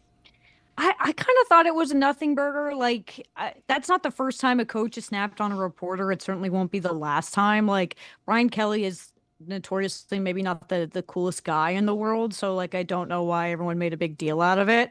I get his sort of logic of like, that's the first question after a game, we won, why don't you talk about how, you know, DJ Lagway threw 5 interceptions, how good our defense is, blah blah blah. But for the most part, whatever. Brian Kelly, not a nice guy. Whoa, who would have thought? I'm so surprised. Oh, no, you don't have to be surprised, and you don't have to make it a nothing burger, and you don't have to predict that it'll happen again, because it will, but I'll play it again even though he's apologized, because it's always great when one of these guys goes full arrogance on reporters. What are you seeing with your offense? Stop. Really? Is that the first question? We won the game 20-10. Try another question. What do you want me to tell you? I just laid it out for you. We played the game to win the game. We played the game to win the game. All right. How about third down then? What is going on with third down? It's one game. Last game, we were great on third down. You're looking at this from the wrong perspective. LSU won the football game. Won the game. I don't know what you want from me. What do you want? You want us to win 70-0 against Florida to keep you happy? No, I think people want to know why you can't run the ball, quite honestly. We can run the ball. Did you see the last play of the game? That's all you need. You just need one. There's a ridiculous questions. And I'm getting tired of it. That football team just worked their tail off to get an SEC win, and you want to know what's wrong. You know what? You're spoiled. You're spoiled. This team is 17-1 at night. 17-1. Give them some respect. How about that? Give them some respect instead of micro-analyzing every little thing. This is ridiculous. For a group of seasoned reporters, that kind of question is so out of line. Look at Lucy smiling. She's seen it 100 times. She called it a nothing burger. She dismissed it, and yet she's enraptured as she watches Brian Kelly do. Any coach does that. It's not because we like or dislike Brian Kelly. Any coach does that, we're going to play it. I just love like cranky old men. Texas A&M beats Notre Dame. Is that because Texas A&M is really good, or is it that Notre Dame is not that good? Because Texas A&M didn't even play that well. I think Texas A&M is good. That's what I took away from this. Notre Dame has issues. Obviously, like when you lose, because of special teams issue, that's something that's concerning. I think their defense is not as good as it has been in previous years. I think you're very clearly seeing the change in coordinator there. They're still a good team. I know they're 0-2, but like Miami, Texas A&M, like that's really not a bad spot to be in right now. For Texas A&M on the other side, I think what the big question was this season was like, can you open up your offense? Can you get the passing game in there? And they went and they were really proactive in the portal with getting receivers, and you can tell. I think that's a really good football team. I think it is a team that is dynamic. And right now, if you look at the SEC, Texas looked really bad this weekend. Georgia's probably the team to beat right now, but you're still kind of questions about Alabama after that Florida State loss. LSU, I'm not going to say their offense is bad. I don't want to get in trouble for saying that. I don't want to bring that up. I'm afraid I might upset somebody. But the SEC is open right now, and I think Texas A&M is actually in a really good spot. Lucy, I want to ask you about Notre Dame. Like, I do understand that it's rankings and not standings, so it's subjective there. But you do have to win some of these games. They played two good teams. They lost them both. They're still ranked. It's funny that she said Notre Dame's in a good spot. They've lost both the times they've played. So the schedule doesn't matter at all. They've just lost both their games. They played two games. You can't lose more than they've lost. Okay, let's watch the tone, Dan. I'm going to explain myself. Notre Dame is Notre Dame. It doesn't matter what happens throughout the entire season. The second that playoff expanded to 12 teams, Notre Dame basically had an automatic bid. If Notre Dame wins out, and their schedule is not difficult. Their schedule is not difficult at all. If they win out, not impossible. They are a pretty decent football team. They have things to work out. USC is now ranked. That can give them a ranked win. I don't know how a 10-2 Notre Dame team doesn't get in, especially when we're talking about the College Football Playoff Committee. And what is their favorite thing in the world? Quality losses. And Notre Dame has 2 of them. So, two-part question. Are you serious? You think Notre Dame still has a likelihood asinine of making the playoffs? Asinine. Absolutely. It's Notre Dame. There has not been a bigger rigged election in the last 10 years than getting Notre Dame into the college football No, I playoff. agree. I'm not saying it's cool. I'm not pro Notre Dame getting into the playoff, but like that is how this system was built. It helps Notre Dame. Right. Yeah, because they get the ratings. And I want Jess to be happy more than anything else in the world. Okay, part 2. College game day is coming to Miami. Do you agree or disagree with the strong consensus that Miami is going to absolutely crush they're the going to Gators? kill them. They're going to kill them, Greg. Yeah, I do agree with that. I mean, DJ Legway threw 5 interceptions last week. That was deeply unpleasant football team with Florida, and I think they're so undisciplined, and I think Miami's insanely talented. I think they're a very, very good team, and what I've been so impressed with through the season so far with Miami is, like, you can see that defensive coordinator hire, Heatherman, has been amazing. It has completely turned their defense around. I don't know how Florida, with how undisciplined they are, with how erratic TJ Lagway is playing, with all the sort of noise outside of that program. Are you going to fire your coach? Are you not going to fire your coach? To do all that, then go and play a very good Miami team, I just don't see Florida competing or winning in that game at all. What are the three most talented teams you've seen this year where you're just watching and it's jumping off the screen? Because even though this makes me homerific, I haven't seen a lot of teams better than Miami. You have to say Miami. When I'm just looking at the athleticism all over the field and the fact that they have balance. Their offense is obviously going to be good all year. Their quarterback's going to be good if he's healthy. They're going to protect their quarterback, and their defense is now disciplined. They're not giving up 50-yard plays. They're not getting a ton of penalties. I would have to say I would put Miami on that list, especially because Carson Beck has been this, better, newer version of Carson Beck, not what we saw last year with sort of his problems at Georgia. I would go Miami, Ohio State, ridiculously talented. We could just put them as a lock on this list for the rest of time. And I'm going to put Oregon on that list. They've looked very good throughout the season. Dante Moore has been a really good fit there. And I would say Oregon's probably also a lock on this list for the rest of time. You say that, and yet Oregon, I will never trust them. Like, they will have to win the championship undefeated, and it will still go another season before I believed it happened, because I believe that what happened to them last year will happen to them every single time they run into one of these buzzsaws like Ohio State. Well, in 2 weeks, they played Penn State, and that's where we'll sort of figure things out. Because Penn State, they haven't really played anybody throughout the season so far, and they haven't. Don't trust them either. Pause up. No, I don't trust them either. They are not looking as, dominant as their fans have wanted them to throughout these first few weeks. So Oregon, Penn State, I believe it's a whiteout game. That will be like the big sort of, I think, big litmus test for college football 2 weeks. I'm very excited. Dan, how are the Canes only a 7.5-point favorite this weekend? That's not free money? Oh, that'll go to double figures. How are they only I don't want to do transitive theory, but the team that just beat UF, Miami beat by 37. I agree. I was struck by that odds. It's nuts. Because Florida has a solid defense, and Miami has shown over the years that they can play close with anyone.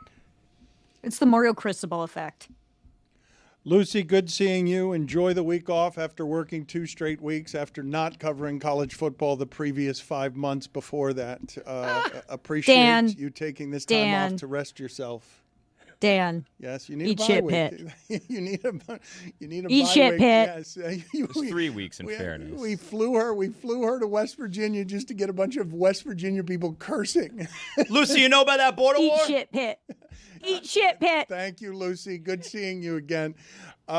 So last night, you guys, can you guys tell me here how it is that you're feeling about Tom Brady is getting paid $375 million to broadcast games. It's more than he made in his playing career. He is now allowed in the production meetings and owns a team, so that there are all sorts of conflicts there. And then last night, he's wearing a headset. The Raiders clearly not helped in any way by whatever it is that he's giving them in the headset, because Geno Smith has rarely had that bad of a game, and offensively they couldn't do much of anything. What do you guys make of Tom Brady, who is, we can say, the seminal figure in the sport this century? If you have to pick one. Yes. It's Brady. So now he's got all access to everything that he wants. He can go anywhere. He's got ownership. He's in these production meetings when no one who's got ownership is allowed to be in this production meeting because he belongs. Like, can you imagine him being in a Chiefs production meeting where he's the Raiders owner? He's a partial owner of the Raiders, and now he's wearing a headset during games. What do you make of all of this? What a bad look for the NFL. They're allowing this guy to be both a quote-unquote journalist and an executive of a team that's playing other teams in the league. It's ridiculous. The only good thing they've done is he can't in person attend these production meetings. He has to do it by Zoom, supposedly, but he's still there to get whatever inside information is disseminated. It's just a bad look. They shouldn't do that. I originally didn't have last year, I didn't have an issue with this. I thought it was a little bit overblown, but it does seem weird to me now He's super involved with the Raiders. He talks to Chip Kelly several times a week. And I think Field Yates put it out on Twitter yesterday and made the point how, this coming weekend, Fox, he has the Bears, and the very next week, the Raiders are playing the Bears. I think just the solution is the coaches in these production meetings, hey, don't tell them anything. You don't have to. And then it becomes Fox's problem where it's like, hey, this is your guy. They don't have to answer his questions. Maybe you need to rethink Tom Brady's your broadcaster, because if I'm the coach, I'm not telling him anything. Rethink the broadcaster? He's not a journalist. He's a color commentary person, and he is, by leaps and bounds, being paid more to do that job by what? Double, triple, quadruple? More than anyone's been paid to do any kind of job broadcasting sports. He's making how much more than the previous highest paid person? Right. But he's just being paid for his name. They really don't care how good he is as a broadcaster, right? He's just being paid to be Tom Brady. I mean, the optics of it was really bad yesterday, but it was also a unique circumstance, right? Because he normally has games on Sundays when the Raiders play. So he's not normally in the booth with the headset on. They're going to run into that again in a couple weeks when they play on Thursday night against the Broncos. But we'll see if maybe they say, hey, you know what, don't sit up there with the headphones. But he is doing it. Who would tell him that? I mean, maybe the league would tell the Raiders, let's not have that situation happen again. But I don't think anyone really considered how much he was talking to Chip Kelly during the week. That was kind of the revelation yesterday. You saw it on the video. Look, there he is. He's in the headset during the game, which, again, he can't do on Sundays because he's with Fox calling the games. But the communication that he's having throughout the weeks, I think, was surprising for a lot of people. If I'm Sean Payton, I'm not only not telling him, I'm telling him the exact opposite of stuff. Yeah. Oh, yeah, we're going to sit Bo Nix this weekend. That's what I mean by let it become Fox's problem. Yes. Or hey, this is the issue now. Coaches are giving you nothing in these pre-production meetings. I want to share a hot take with the class that I have, and I wrote it down here. Pablo will topple Tom Brady's ownership stake in the Raiders in the next 3 years. Wow. I'm gonna have that take. So in the next 3 years, Pablo will topple Tom Brady's ownership stake in the Raiders. I could see it happening. And Pablo doing it? Yes, or somebody doing it. If I were the other three AFC West teams, I would be lobbying the other owners to go to the commissioner and say, this is patently ridiculous. It's a bad look for the league. We can't have an owner of a team also being in the booth. It's just you need that separation of church and state. Can I just ask some devil's advocate questions? Because, we're doing a bit of pretend journalism here, right? The main voices on football that get these great broadcasting jobs tend to be former Cowboys. All of them tend to be former Cowboys. Tony Romo, Jason Witten got one of them, Troy Aikman. Dale Johnston. I mean, going back to, Dandy Don Gifford, they always get the jobs, and so they're biased on behalf of the Cowboys, correct? Yeah, Michael Irvin. So, but all those people, the broadcasters and the broadcasting in professional football has a very clear and obvious bias with those people supporting the Dallas Cowboys. You say it's a bad look, but what is the real harm in having Tom Brady and people talking about Tom Brady all the time? What is the actual real harm? These production meetings are fairly useless. There isn't any information gleaned by the announcers that's actually going to give a calculated, appreciable advantage to a team in a way that actually decides a game. As if they're showing him the first 15 plays or something. Well, yeah, if they're stupid enough to do that. Right, they would never do that, to Dan's point. But also, if you know how teams feel about individual players, that can also give you insight into who might be able to be let go as a free agent, right, in the upcoming years. If you're part of an ownership stake, that becomes a calculation here. And if you're Fox, and now coaches aren't sharing with Tom Brady, he can go from his experience, when I've seen that defense, I've done whatever. But if he doesn't have the knowledge about the offense or the defense of the other team and their tendencies, he's not watching film all week long to figure those things out. That's what you glean as an announcer. Okay, the thing, though, that I want to talk to everyone here around, because this has been a plague the last few years when people want to criticize something. Something's a bad look. There's not anything after that. It's just something doesn't look the way I'd like it to look. And I don't particularly care how things look. I care how they are. I know that a lot of people say perception is reality, but it's not. Reality is reality. So I'm asking you guys, what's the real harm of Tom Brady wearing a headset in a game that wasn't interesting last night? And we're talking about Tom Brady wearing a headset. Who cares? He owns the Raiders, and he's wearing a headset, and clearly The Raiders learned nothing from whatever he was doing. They gained exactly. I understand you got Deflategate around him. You've got things in the margins on how they've won that look like cheating over the last 20 years. But clearly, whatever he was doing last night didn't help the Raiders at all. Helped against the Patriots the week before.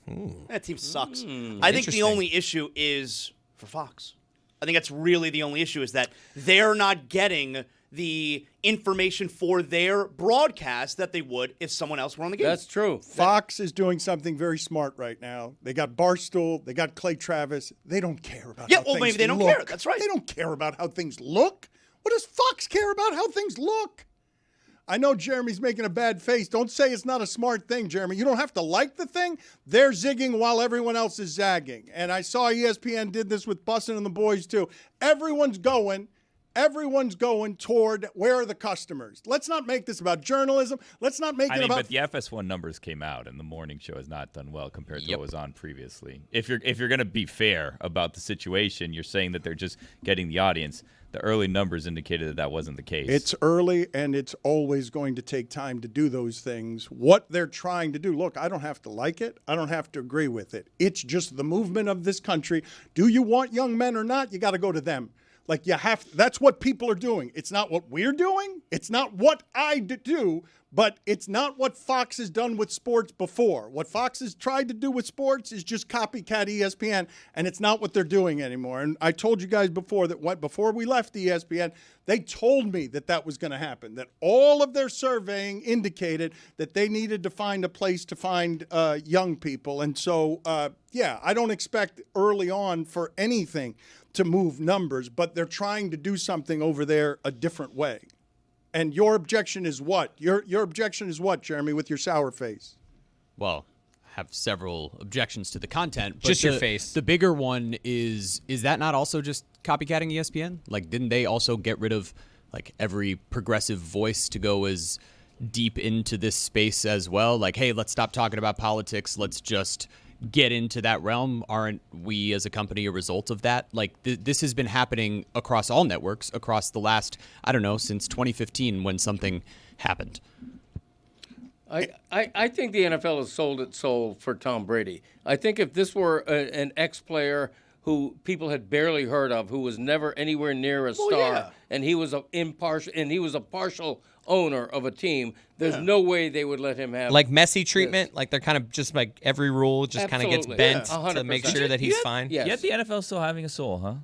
It was sold for Tom Brady. What's left of it? I would argue this soul has been sold long ago. Would you not? What do you think was the tipping point? I don't know. I was trying to figure that out right now. This is crossing a line that hasn't been crossed before. Huh. But it's a line no one really cares about. I feel like there's more lines to be Somebody's crossed. got to care about it. Is it a line if no one cares about it? Well, if a tree falls in the forest. Am I well right? said. I don't know if that. Hell yeah. What happens next? You know, if you don't hear it, did it really fall? Mm-hmm. If nobody gives a is this really an issue? For me, it is. Nobody else cares. Is That's it? fine. Yeah. I don't want a part owner of it. Especially, can you imagine a part owner of let's say the New England Patriots, let's say Brady had left the New England Patriots on good terms, and now he's a part owner of the New England Patriots. You don't think the other AFC East teams care that he's in production meetings and wearing a headset during game? It's a bad look. And people might not care about the optics. They should. It's like letting Brady sit at a press conference for the coach earlier in the week. Like he's just saying, like, "Oh, we're gonna work hard. Oh yeah, that's a good team over there." Like what? Like nothing is really being shared in these meetings. It only hurts Fox because the other teams in that production meeting are not giving information because Brady is one of the ears listening. For example, if he weren't in that meeting, you might hear another team say, "Their offense is Brock Bowers. That's it. If we stop Brock Bowers, you stop the Raiders." They're not going to say that if Tom Brady's listening. Let me ask you, Greg, a question, just a hypothetical here. Let's say, I don't know, something were to happen and the Preakness is coming up and they're looking around, someone backs out of it, Randy Moss or whoever does the broadcast backs out of the Preakness and they say, we need a voice in horse racing. You know what? Greg Cote. Yeah. We think Greg Cote would do a great job at the Preakness. Would you take it? Thank you. Oh, hell yeah. But you own Calmly, and you're part of that syndicate. Wow. So now there's kind of a conflict. Would you not agree? I would agree. Calmly is being sold. So What? Pretty soon I Say won't. it ain't so. Yeah, Comley is being sold, but I have another horse now named Isla Grande who's about to meet with Bill Mott, the famed trainer. Not Bill Mott. Yeah, the famed trainer in Ocala. Stop talking.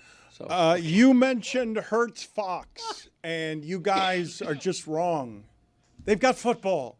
It doesn't matter. Bad looks. Like, what are you talking about? It does all the stuff. Hertz Fox, nothing. Like, they could go on Fox right now, and if they've got the game, they could just have Lucy yelling, "Eat Pitt" all game, and they've still got the game. No, when I say Hertz Fox, what I mean is, okay, you have one, in theory, if you have one broadcast that has great information and another broadcast that has less information, the former is the better broadcast, but it doesn't matter. The former is the better broadcast, and the second one has the greatest quarterback of all time. Right, and that's all that matters. Have you guys heard him doing these broadcasts? Like, it doesn't sound like he's just kind of talking. Yeah, he's already not that good at the job. He's like, no good. If he's not going to have information, it does make their broadcast worse. But it doesn't matter. We're just having a conversation about standards. If no standards matter about anything, then what are we talking about? Like, we should have standards for things.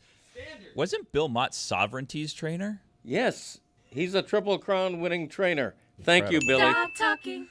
Let's play the useless sound montage. We forgot about it week 1 because that's how we do things around here. Here's the useless sound montage. Does it include week 1, Chris, or did we throw it all together? Nope, it's just week 2. This is all week 2. What do we have?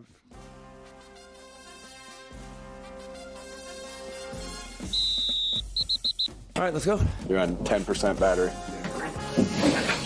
Happens to me all the time. My dogs got bit by snakes. That was a big vet bill. Shout out to wherever we went. Ultimately, I look at absolutely everything falling on me. I'll take full responsibility for that game. Man, it's a kick in the teeth. Digesting what transpired in the stadium today, and we got to be better. Every game's different, Paul. I'd rather be on the aggressive side of history than the non-aggressive side. So Knew Aubrey had a long kick. Had a long leg. Play sticky on the back end, and we do a lot in the front. You know, when you call good plays, he executes them. When I call plays, he still executes them. You know, you're always thinking in your head, can we score a touchdown on this drive? Dude, what are we doing? Mom, I love you. What that really feels like is a real missed opportunity. He got his clavicle. He broke his clavicle, so it's unfortunate. It's a big loss. I thought Darius Williams came in and made what a clutch breakup that he had on the third down to get us off the grass. I'm going to enjoy this one. Midnight rule. I've told you guys this one, right? Midnight. I'm going to enjoy it. I'm going to have a couple shotties tonight. And at midnight, I'm going to go to bed and wake up, and we're on to Chicago. I thought my guys played their tail off and played hard and aggressive football. You can audible any play at any down. That's what I wish we would have done. I wish we would have not taken those shots. I need to do a better job supervising all of the orchestration within our multiple personnel groups. We absorbed some attrition and probably limited our communication and thus our call sheet. I got to go back and I got to look at it from behind. It's hard for me to tell with just the still pictures. They know how to get in the ditch and just start digging, man. They don't worry about the other stuff. So, You know, I think they play Kansas City later this afternoon, so it'd be fun to be able to watch it as long as the damn Wi-Fi on the plane works. These guys are confident, and they should be confident. We're a good football team. Now, I think we did some stupid tonight, you know? I really do. Is this starting to get a little frustrating? You're getting... No, it's week 2. Come on now. Come on. It's week 2. I had the official right next to me throughout that process. He told me it was halftime, so we went in for halftime. Why do you think you're so successful on the deep balls today? Good throws, good catches. I've said this all along, man. This train keeps rolling, man. And we got plenty here, and it always is going to start with the players. We got players, we got playmakers, and they're made the right way. They're the right kind of guys, man. I just take what the defense is giving us, you know, and I'll go back and look on tape. Just don't think that I'm going to throw it 80 yards. I'm not supporting some of the choices there. I need to see what happened, though. I love that kid, man. He just loves to play football. He loves to push people. Those are our standards, and I knew we would play better, you know, because our guys came into work, and we knew we needed to clean up, and we worked at cleaning it up, and they had the right look, and they came out fighting. To win games, you have to win the game, not lose the game. What stood out to you guys in there? Because to me, what leapt out, and I understand that this is a violent game, but the way whoever that was segued from that guy's got a broken clavicle to And also, what a great pass breakup. Just there's somebody, a broken clavicle seems horrible. Yeah. Like, I didn't even know. Opposite of turf toe. I didn't even know those. That sounds I terrible. didn't know those broke. I didn't know clavicles broke. Greg Cote broke his clavicle when he was a kid. I did, yeah. that And so? a little red wagon, my brother took a corner too fast. But I was actually taking notes during that, and I wrote down clavicle sounds like a musical instrument. At Le Batard Show on the poll, does clavicle sound like a musical instrument? And did you know you could break your clavicle? Because I thought you could bruise it. I thought perhaps you could crack it. I didn't think breaking the clavicle was one of the options. Was it a radio flyer, Greg? I think it was, You actually. and Uncle Dick running around? Mm-hmm. This is when we still lived in Miami. 1440? No. Right after we moved from Lawrence, Massachusetts, we stayed with Uncle Buddy in South Miami for a few weeks. Hold on I a never second. knew that. Wait, hold on a Really? second. This is the first we're hearing this. So you moved from Lawrence, Mass. Down you lived with Uncle Buddy before Yeah. you guys went to 1440? Yep, for a few weeks. Weeks, just weeks. It might have been a couple of months because we were buying a house and getting situated and all that stuff. And the memory from there is that my mother took a walk from the house in South Miami, and there was a river right nearby, and she looks down in the river over a little footbridge. What the hell is going on? And she sees dozens of dead cats. Dead cats? And that was an early That's- memory of the Uncle Buddy weeks. What happened to them? I have no idea. I didn't kill them. But Uncle We Buddy, didn't think you did. back then, he was Incriminating. a Pabst Blue Ribbon guy, Was he? and Uncle Buddy. He'd be a Miller man now for sure. Well, he would show up at the house with a six-pack A because Miller. back then you could drink and drive. You Oh, yeah. What? Yeah, you That could can't drink be and true. drive. Yeah, Back, it's true. it was like probably the mid-'60s by that point, maybe early '60s. Let me look this up. And he would show up at the house with a six-pack of Pabst Blue Ribbon. What's Uncle Buddy up to And now? Miller. He's been dead for years. Oh, no. Yeah. When did DUI become a thing? Because I don't think that back then you could just drink and drive. But Doesn't seem right. Maybe I Dan, have I that think wrong. he's right. I think he's right. Like It DUI first became a law in 1906 in New Jersey and 1910 in New York. What are you we're talking about Florida, Florida? here, though. Yeah, exactly right. I mean, get with it. Wake Jeff. up, buddy. Sunshine Wake State. up. It's not the Sunshine How about State that for nothing. integrity you were talking Free about? state We're of not talking Florida. about New York. Just giving you information. Standards that you were talking about. Yeah. Zaslow was beaming the entire segment toward the end there, just staring at you, and I think I know why. It's because he realized that you love nothing more than answering questions about yourself. Loves talking about himself. We didn't even find out what happened to Calmly. It was 1917. That's true. All right, so Ron Magill, of course, joins us here. And hey, Ron, how you doing? First of all, you doing all right? I'm doing great. How are you? Doing good. So, all right, help me out here. On my flight this weekend, all right, for college football, I fly around with ESPN Radio, and there was a service dog that was sitting in my row on the flight. I got no problem with the dogs flying. I like dogs. And the dog was farting, though, throughout the flight. which once I found out that it was the dog that was farting, because the owner was, like, super apologetic.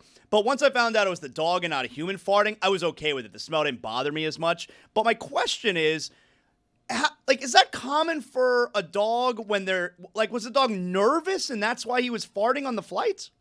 It could have been. How are you 100% sure it was the dog? That's what we said, Ron. It sounds like it's the owner. That's a great cop-out when the owner's going, oh, geez, I got to let one go here. But I'm blaming it on the dog. That's why I bring the dog with me, because I'm a gas-producing machine, but I can always blame it on the dog. There you go. I've done that. I see, because I fly a lot, I see these service dogs all the time. But I feel like Ron, when someone's on the flight with a Shih Tzu that's wearing the service dog vest, that's not a service dog, right? Isn't it only certain breeds are service dogs? Yes and no. I mean, the bottom line is a service dog can be designated as an animal that is necessary to maintain the patient's or whatever the owner's state of mind. It's a psychological necessity. Now, having said that, I think there are a lot of people that abuse that opportunity. I know for a fact, that there are some of these psychologists, write them a check, they'll write you a note, they do that for a couple of reasons. First of all, they don't want to put their dog in the belly of the plane. I can understand that. And second of all, they don't want to pay that extra money to put the dog in the belly of the plane. So that becomes an issue, and I think that's going to come to a head sometime in the future. Again, these service dogs in the right situation are very important. They play a very important role. But then you've got those people who are abusers and just will say anything just to get the fake patch you can get on the internet and say it's my service dog. Now, fortunately, airlines are starting to require letters from doctors, psychologists, and such. But then on the flip side, you got some of these doctors and psychologists say, oh, yeah, you look nervous. Okay, here's a dog. Ron, I want to stick with dogs for just a second, and I've been meaning to ask you this for a long time. My dog, Jumpin' Charlie, goes in the backyard to do his business. Okay, it's a male dog, because I know that name can be either. Half the time, he lifts his leg to pee, like most male dogs do, and about half the time, he squats on all fours and pees like most female dogs do. Is that unusual that a dog might pee both ways? No, it's not unusual, especially if the dog is specifically trying to. Remember, they use their urine as a marker, as a territorial marker. If he wants to hit something that's directly below him on the ground, there's no need for him to lift his leg. That's what he's going to do. If he's trying to get a fence post or he's trying to get along a fence line or a tree or a trunk or something like that, he'll lift his leg. For aiming purposes. It's an aiming purpose. It's an aiming purpose that a lot of the dogs do it for. And in the wild, do males tend to lift their legs and females not, like canine, like pet dogs, or is that different in the wild with like lions or other? No, it's the same. Okay. It's the same. You look at painted dogs, you look at wolves. The males, again, most females when they urinate, unless they're in cycle, they urinate a great volume all at once and they're done. Males will usually urinate in squirts and small spurts because they're trying to mark their territory. They got to make sure they've always got a calling card in the hutch, so to speak. Ron, I have 2 male dogs. Neither of them pee with their leg up. That's weird, right? Not necessarily. I had a dog that did the same thing. We used to make fun of him that way, whatever. Wow, I thought it was weird. I guess I think it's weird. Ron, do cats fart? All mammals will pass gaps. I don't see cats fart a lot. Greg actually told us, Ron, that he stopped farting. Gave it up. I did give it up. Yeah. That and cigars. Right. I don't like to brag. Believe me, stopping farting is nothing to brag about. Trust me. Your stomach must be in shambles. Because if you hold a fart in, doesn't that kind of hurt your stomach? You're never like, damn, I wish I didn't give up farting. I could really use one right now. No, I miss cigars more than I miss farting. Wow. Trust me. I don't know how you give that up. I found as a younger guy, I've never really had the urge to do that. But as I've gotten older, it's one of those things that every now and then you got to let one go. Small pleasures, right? It's tough. You got to work on it, man. You got to work on it. I don't know. I think that's keeping some nauseous gases in your system that's going to make you either burp something nasty or it's going to come out somewhere, brother, and I don't want it. Is that why you say Brad when you burp? You know what? It could be. I never thought of that. That's a thing, Zaz. That's a good point. Ron, in the rainy season now in Miami, where it's kind of raining every single day, critters make their way into our houses. Is that a fair thing to say? Absolutely. I get calls all the time, especially things like these little ringneck snakes. Small snake that's common throughout South Florida. I've got people calling me. I thought it was a worm, but it's a snake. Ringnecks are notorious for that because they're normally subterranean. They'll go under the ground quite a bit. They're feeding on things like worms and insects. But when they get flooded out, everything is looking for higher land, and those guys can kind of make their way under doorstops and things like that. That's what they end up in people's houses. So a lot of. My issue is this: there's been in this house that I'm renting. There's been a lot of cockroaches that start finding their way into my house, and the last 2 weeks we've killed a very high amount of cockroaches. Right? What I've thought of, and I wanted to ask you the question: if I were to place cockroach carcasses throughout specific areas of the house, why would that not let other cockroaches know, hey, wait a second, we're not welcome here? Why do you have a hard time saying cockroach? Because it's, I don't know. La cucaracha. Thank you. Just say roaches. There you go, Greg. Cucarachas. Why does that not work? Because they're not that necessarily intelligent of a being to make that kind of synopsis. They might look at it like, okay, that's all right. There's more food for me now. That's what I want. I want you to. What do you imagine a cockroach thinks when he sees a dead cockroach? He's like, oh wow, okay. I don't think cockroaches think that much. I think that's where we have the. He's like, oh, he's taking a nap. That's an odd spot for a nap. Now that is, you might be making fun of this tactic, but that tactic actually works for other things like vultures. They use vultures, a dead vulture, as an effigy. They'll hang a dead vulture in a place where vultures will come, and cause all kinds of problems, and the vultures stay away. When they see the dead vulture, they're going, nah. So they know. They know. Yeah. Animals like a vulture will pick that up, and that is a common practice when vultures create a problem in any given area, they'll hang an effigy. Now, you have to get a permit to do it, but you can get the permit and hang the dead vulture, and you'd be surprised how it keeps the other vultures away. Who do you call to do that? Yeah. Like, hey, I'm looking for a dead vulture permit. Fish and Wildlife and United States Department of Agriculture. Okay. Wow. Ron, I think we've talked about this before, but I just want to double check. Pepper does not negatively impact birds, correct? It depends on the bird. Oh, no. What birds are negatively impacted by pepper? Because I was reading, I've told you before that I have a little bird feeder, and what ended up happening is that a rat got attracted to the bird food and came and started eating the bird food in the bird feeder, and then we had to explain to my daughters, that's not a bird in your bird feeder, that's a rat, and we don't want that there. And then I Googled, and it said just put some pepper, and the rats will not like the smell or taste of the pepper, and they won't go there anymore, but it doesn't affect the birds, so the birds will continue to eat there.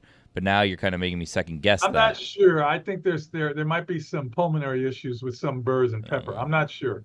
Oh, boy. I don't want to say because I'm not sure. Okay. So I'm just going to keep business as usual and trust Google AI on this one.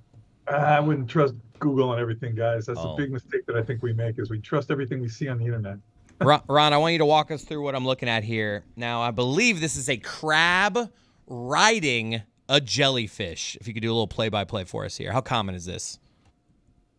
That's the first time I've ever seen that. Pretty cool.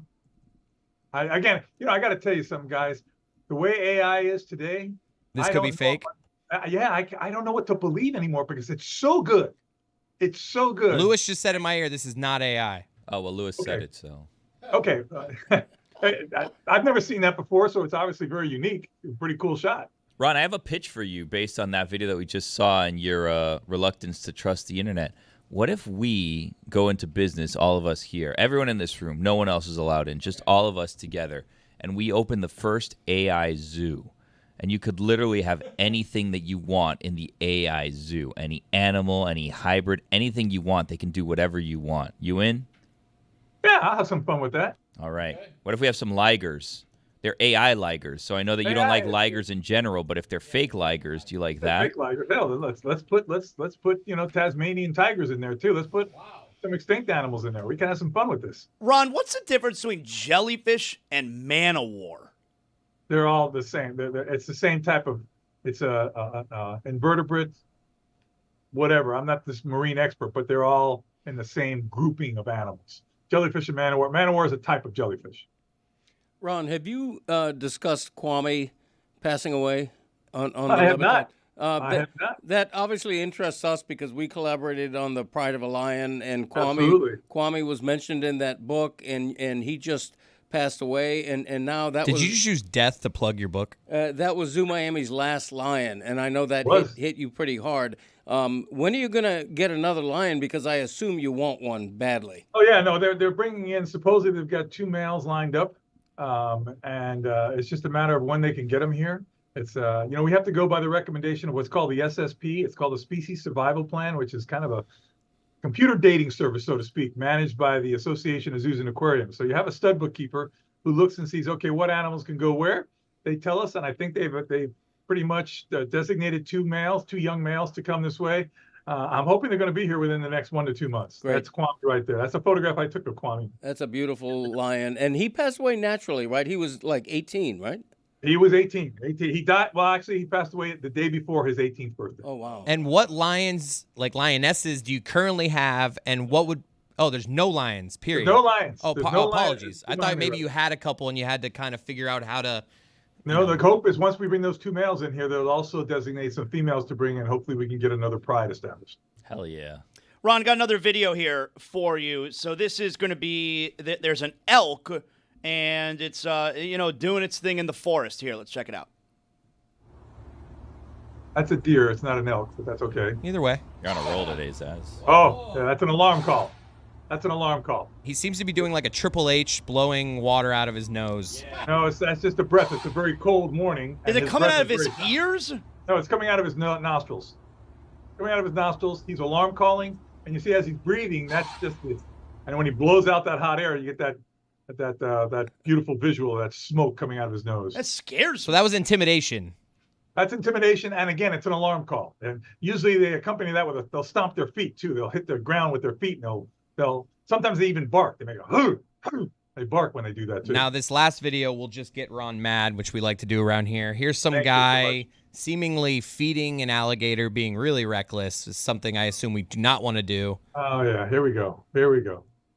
Okay, it's against the law. First of all, it's not something we don't want to do. It's something that's against the law, because what you're doing is that alligator now is associating people with food, and somebody's going to come there one day and not have a piece of bread or whatever crap that guy's throwing in the alligator's mouth, and the alligator's going to bite the person, thinking, oh, I thought it was bread, and not thinking I was going to eat the person or anything, but he's been conditioned now to come up to people this way. This guy is an idiot. It's so ridiculous. I hope he falls in. Ron. All right, so you don't like it. You got that idea? So it makes you mad, Ron, not because, so it's not because like the food or anything is bad for the alligator. It's because it's a danger to people. Exactly. It makes me mad because one day that alligator may have a conflict with a person who's not the idiot leaning over the boat feeding it something, bite the person, and what happens? Fish and Wildlife's got to go round up this alligator and kill it because it did something that was basically trained by another idiot. I mean, in fairness, we did take the alligator's land. You know, Billy, sometimes, just sometimes. I mean, did we I love not? the look. I love the look, Billy. That's a good look. Were the alligator's not there first? I mean, we did. All right. You got anything else for me, fellas? Ron, it's almost Ronculus season, huh? Ronculus coming, guys. Let me tell you, that's a party. That is a party. I thought you retired him. I did retire him, but they gave me an offer I can't refuse. I'm bringing him back, and that party, for no other reason, guys, that party is decadence exponential. Wow. Okay? You guys, let me tell you something. It's 21 and older, and, people get freaky when they go into costume. They think they can be someone else, and sometimes you see the real person, and I'm telling you, we had a guy come one year wrapped in saran wrap. That was it. Just wrapped in saran wrap. Yeah. Whoa. And we got the women who come who just sometimes think that, it's a wild time at the zoo. I like the party. The party's and since I don't drink, it's some of the best people watching on the planet. Ron, great job as always. Appreciate you. All right, guys. Have a great week. This show is sponsored by Liquid IV. Don't let the grind drain you. Ditch the glitch with 0 sugar and 0 crash from Liquid IV. Tear, pour, live more. Go to liquidiv.com and get 20% off your order with code Dan at checkout. That's 20% off your first order with code Dan at checkout. Liquidiv.com is where you get it. It's the energy that changes things. You need energy throughout your day, and this stuff hits really well. L-theanine, caffeine, like Chris Cote likes to say, 0 sugar, 3 times the electrolytes of leading sports drinks, plus 5 essential vitamins in 2 refreshing flavors. Strawberry kiwi made my mouth water. It was so good. I can hear it. Yeah, blackberry lemonade, delicious. I keep a few packets wherever I go. Gym, work, in the car, just in case. Keep hydrated. Live hydrated. That's the most important thing, being hydrated, Dan. Sean McVay said earlier, and we were making fun of it, he segued seamlessly from that guy has a broken clavicle to what a stop on third down. And I felt like Greg Cote honored him by saying, hey, Ron, you're lying. One of the favorites, 18-year relationship died. When's the next one? Are you getting another one? Like, you didn't ask him a single thing about his feelings about the star of Pride of a Lion dying. You just went to when and how are you going to replace him? You wanted to plug the book. A minor correction. The Pride of a Lion is about the son of a lion named Kwasi. They have similar names. Kwasi is what the Pride of a Lion is about. Kwame was the father. And it was the last animal at the zoo. He was 18 years old, so they euthanized him because he was suffering, and they expected the loss. So again, though, his feelings about a relationship with an animal at the zoo that he's had for 20 years, you could have asked him about his feelings before just saying, when's the next one? How are we replacing him? How did you didn't ask him a single feeling that he had. Yeah, no, I didn't. I wrote the book on that, so I didn't feel the need to ask him. But I will say this. Zoo Miami is about to get 2 new young male lions. Yeah. So that's exciting because it means they're going to bring in a female. They're going to start a whole new pride. They're going to be It's going to be good. Damn Chris. right they are. It's going to be fun. She is aggressive. I mean, we also are assuming Greg didn't reach out when he heard the news privately to Ron. That's and they correct. didn't, have maybe a sit down where they talked about this, because the zoo now has lost 2 lions in the past couple of months, which is why presently there are no lions there. In fact, when you walk by where the lions were, it's very sad. They took down the sign that says, here's where the lions are and all that stuff. Yeah. It just says, no one's here right now. And it's, you could tell a little overrun by grass. It's a sad situation. Yeah, I mean, you ain't lying. Hell yeah. But, Ron and I may have had like an emotional sit down, or I may have texted him real quickly.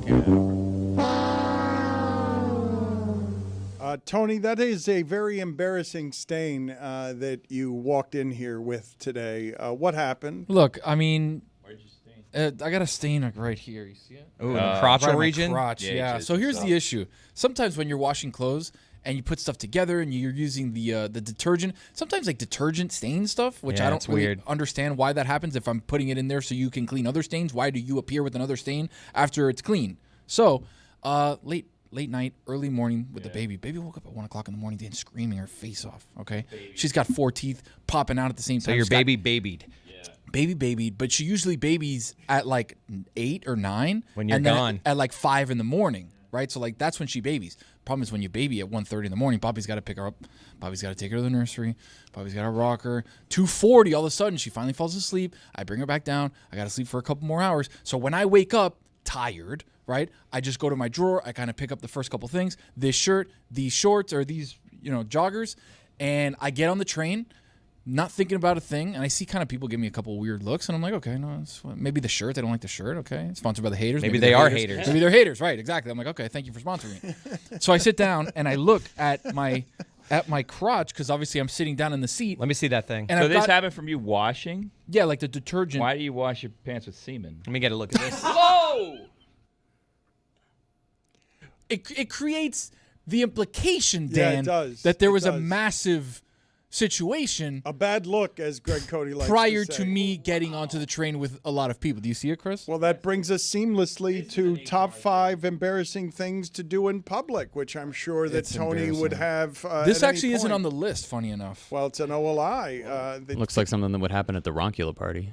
Chauncey Swallows, you know what I mean? I thought he was going to retire that, Dan. What happened? Did you have intel that he was unretiring Roncula? I didn't know. That was broken news on this show. I was not aware. I was not aware that Roncula was making the lecherous Dracula character that Ron brings out every Halloween. I was not aware that was being unretired. I've got it every other week. What do you have there for top 5? Is it OLI or just straight top 5? Yeah, there's 2 OLIs. All right, these are top 5 embarrassing things. Embarrassing things to happen in public with other people watching you. All right, OLI. OLI, getting umbrella flipped on you in the middle of the rain. You know when there's wind and the umbrella gets flipped up and you're like, whoa. You look so stupid. You're like, come on. I'm getting wet Like here. a stupid idiot. People are driving by in their car, you're in the rain, and they're laughing at you because the umbrella's flipped up. Correct, yes. Stupid. Dan, I feel like this one may hit home a little bit. OLI number 2, asking your barber to trim your eyebrows. Whoa, why would that hit home I'm for just me? saying, eyebrow guy. I also have thicker eyebrows, and it's like you're at the barbershop, and it's like, hey, you did my hair, great, everything's looking good. By the way, can you trim my eyebrows? It's like, oh, You got to God. whisper it out of the side of your Oh, my mouth. God. Yes. People turn around like, what? What do you say? You got an out-of-control eyebrow The problem. dude's waiting for the chair. They're like, He's like, oh, get out of here. Trim is what? Number 5. Number 5, being thrown in a public transportation vehicle. On a bus or a train, when you're standing there and they brake suddenly and then you get kind of flung, you can't get the respect of other people on the train like that. You got to. I make sure whenever I'm in the Atlanta airport, because they got like the people moving there. I make sure I'm positioned, like, Planted. I'm ready for it. My feet are I start doing the wide. math. I'm like, which way are we going? I got good leverage. Which way am I going to fall? You got to go a good base on that. Yep. Some people have too narrow of a base and I got then good get base. thrown. Yeah. Everybody knows that about me. I got good base. Good Gotta base. have a wide base. Exactly right. Yeah. So getting thrown by a public transport vehicle with other people watching, very embarrassing. Are we on number 4 or 5? Where are we? That was number 5. Number Okay, 4. number It's your 4. list. Why Yeah, would, no, I know, why 'cause I would just I got a know lot. what we're on instead of you? You keep track of those things. I like that. All right, number 4, running towards a closing door. Train, elevator, door of any kind. You're there like, wait, hold on. And the door closes and you're like, oh. Yes. Yeah. And then people behind you like, I didn't run. Why did you run? It's Yeah, it's a weird. good I list. never feel like a better person than when someone's coming for the elevator. I got you. And I put my hand in front. And I don't like, ever do that. I see you. and I stop the door for you. I don't ever do do that. that. I actually go toward the buttons where they can't see me, and I press the door closed. Oh no! Don't get me wrong. I don't want more people in the. I want to be by myself. No, I I'm press with the him. door closed. The ultimate I don't is care. walking in and not making eye contact with anyone. But if you make Yeah. eye contact, I will do the No. They can't see me. I press door closed. How about the fake arm where you don't get it just far enough because you're a little too far? And I've then tried they're that. I've done that. I'm not trying to impress anybody. I'm trying to have this elevator myself. But Zaz, you're a rising star in sports media. That's I mean, right. I'm people trying are to gonna rise in that recognize you. elevator alone. I am with Zaz though. Like if you do get in that elevator alone, you hit closed door right away. Yep. Oh, yeah, that's for sure. Put it on the poll at Le Batard Show. As the door closes on the elevator, do you put a hand out to help the person who's approaching? Do you pretend to put a hand out with the intention of allowing Never look up to close, or do you just let the door close? My elevator. It's a great question. Do we have any runners here to doors of elevators or any other kind? Number 3, I have had the elevator in my building has been down for 6 weeks. I have to go 8 do you get up to floors 94 every up time there? I walk the dog. I am getting worn out. Expensive my knees billing, hurt too. so much. Jeez. Yeah.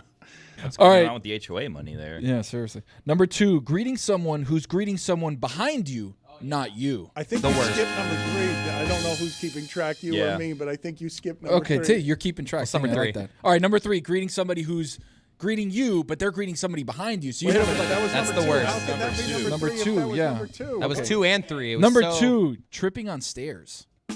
In public, embarrassing. I know. You're going up the stairs, so oh no! And then you always look behind you like, what tripped me? It wasn't my fault. Number 2, screwing up your own top 5 list. Number 1. Number 1, tying your shoes in public. Embarrassing.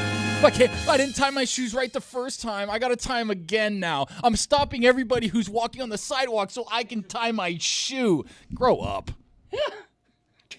Grow up. Don't tie your shoes in public. I don't want to see What do you anybody ever mean? tie their shoe in So public. What if it gets untied, though? Then you walk until you sit down somewhere else. Do not tie your shoe in public. It's very That's a embarrassing. strange number 1. Yeah, I disagree with that. I enjoy tying my shoe in public because it tells other people, look at that. That guy knows how to tie I have a his shoe. nominee. That guy knows how to I got tie his arrested shoe. for that. It's the only time I've been arrested. For That's tying how your I got shoe. And you want arrested. people to Yeah, tie their no, shoes that in didn't public, Dan Le happen. Batard. Okay. I don't think that happened. It did happen. You did not get arrested for tying your shoes. It did happen. This is what happened. It's a true story. It's the only time I've been arrested. Yeah. It's this and sarcasm. It's a true story. So 2 times you've been arrested. No, it's the one time. The one time had some sarcasm in it while I was tying my shoe, and I got arrested for The it. cop said you got to do bunny ears, and you loop swoop and pulled it, and he's like, "Not on my watch." Straight to the clink. Cops don't like sarcasm. My friends were getting kicked out of a Johnny Rockets as I was arriving. As they were being kicked out, I noticed that my shoe was untied. I did not take Tony's advice. I stopped, bent down, and tied my shoe. The police officer thought I was being defiant and kicked me in the back. And I got up and congratulated him for being the person in crime-ridden Miami who protects the condiments at Johnny Rockets, and that's where I got arrested.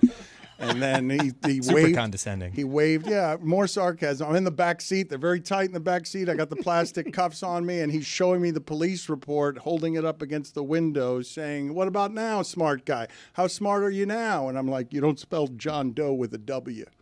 He had spelled it John Dow as he would, because I wouldn't give him my name.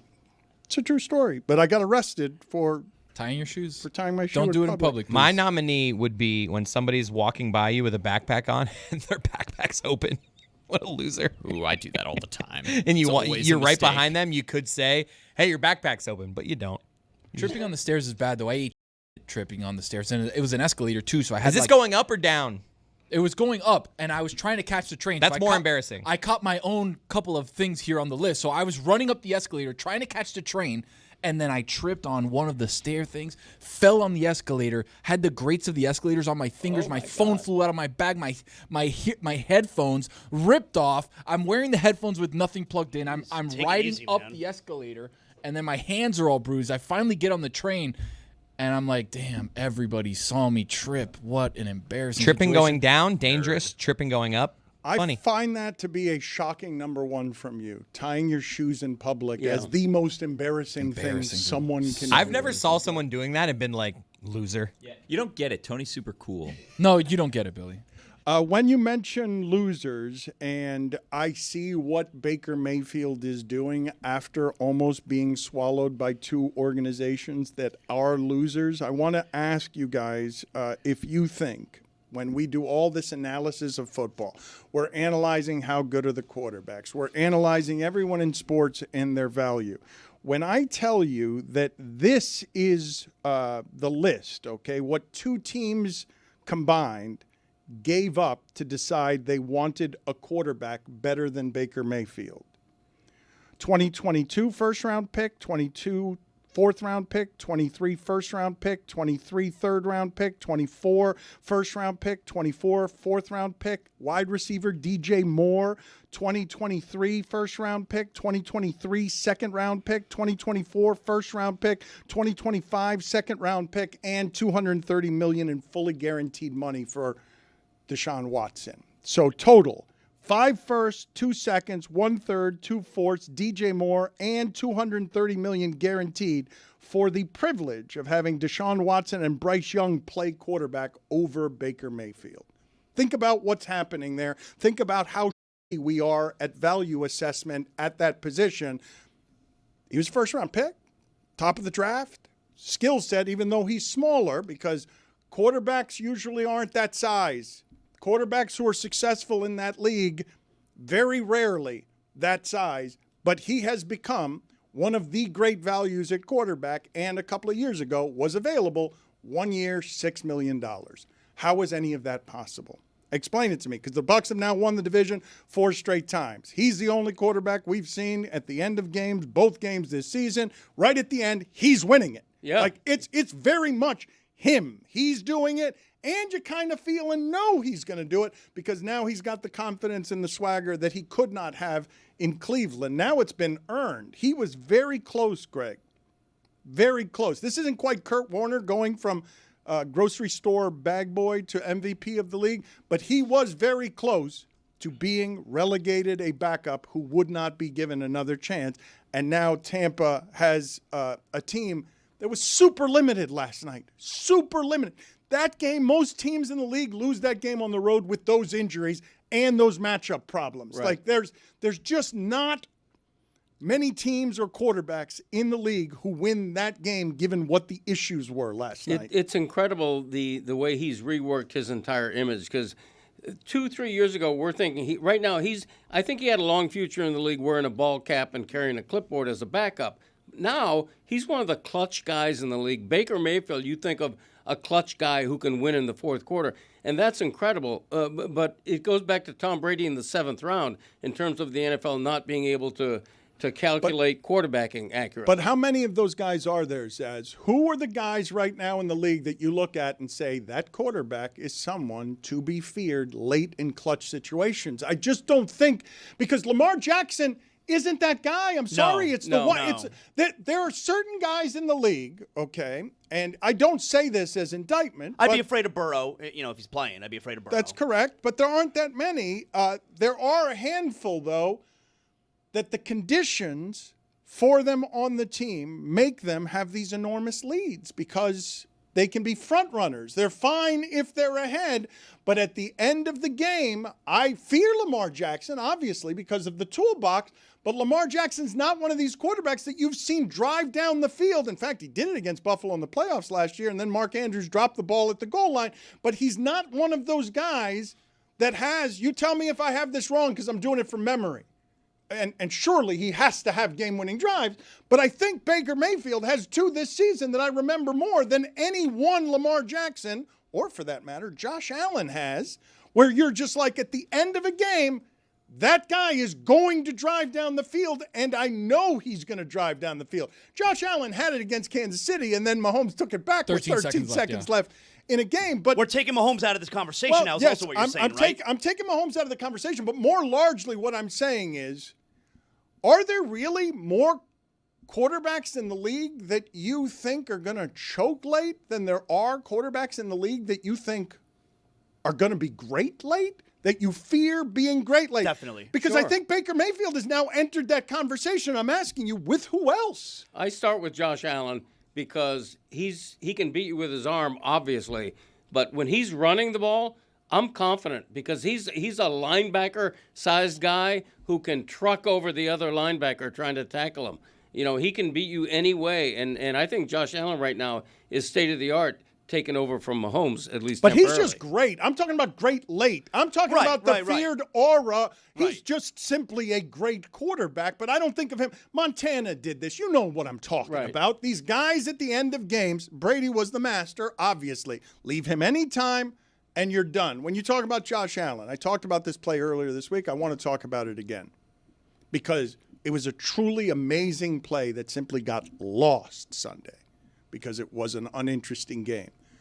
Sauce Gardner, the most expensive player on the Jets defense, has a blindside blitz, no block, running fast as he can, right at the quarterback's back, has him squared up, hits him in the back, but Josh Allen notices at the last second that he's coming, spins out of it, but Sauce Gardner couldn't tackle someone that large. It was like watching a smaller animal try and defeat a larger animal that it cannot defeat because it's too big. A cornerback who tackles, because Sauce does tackle, had him lined up, Zaz, and the athleticism and strength made it so that Sauce Gardner was crumpled on the ground. Coaches called the perfect defensive call.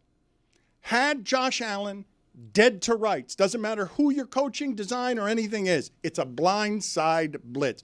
You saw in the game last night, it was won by the running back's block on a blitzing cornerback because Baker Mayfield on 4th and 10 ran for 15 yards when he should have been tackled. But that play is what Josh Allen does that makes him the MVP of the league. Everything else could be called in a way where Buffalo is at a disadvantage and the other team has all the coaching advantages and has gotten to the quarterback the correct way. Again, this is Sauce Gardner, untouched.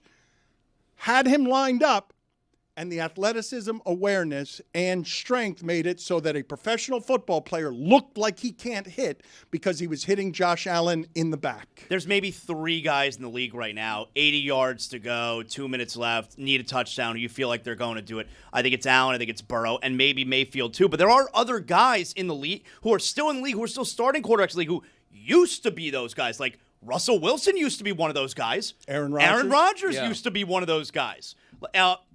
I guess Patrick Mahomes used to be one of those guys, and when he gets Rashee Rice back or Xavier Worthy back, he'll probably be that guy again. Dak Prescott has the same as Mahomes. Like, they're very close. Josh Allen also has a lot. To Dan's point, Baker does have more than Lamar Jackson. Well, the other thing, game-winning drives. The other thing that Baker Mayfield has, because I'm telling you that the assessment of Baker Mayfield has been wrong because we've had a sample size that has teams rejecting him.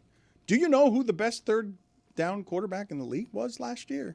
The Bucs were the best team in the league. The Bucs were the best team in the league on third down, and that's something I associate with. When Tua got here and they started throwing the ball around, I was like, finally, the Dolphins got one of those. 3rd and 10 doesn't matter.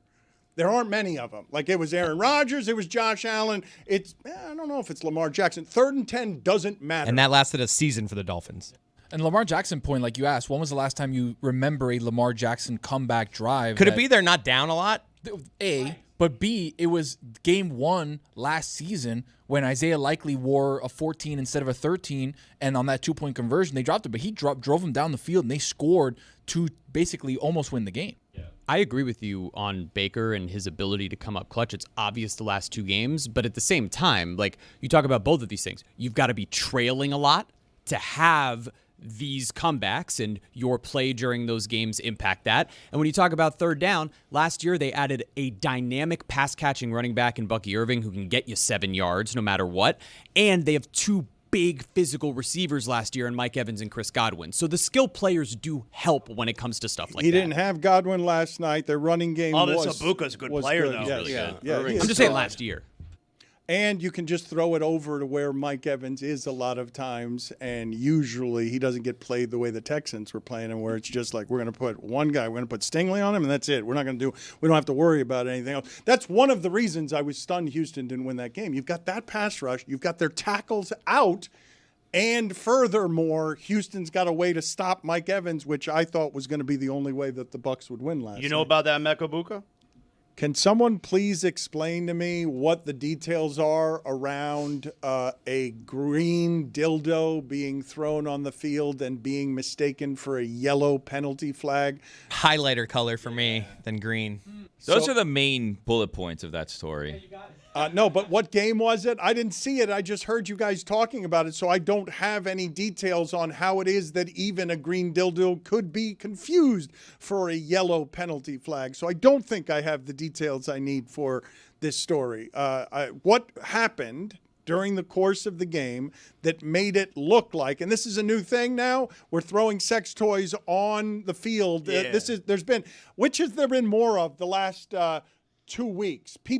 Players spitting on other players, or dildos being thrown on the court or field? In 2 weeks? In the last couple of weeks, it seems like both are proliferating. It seems like.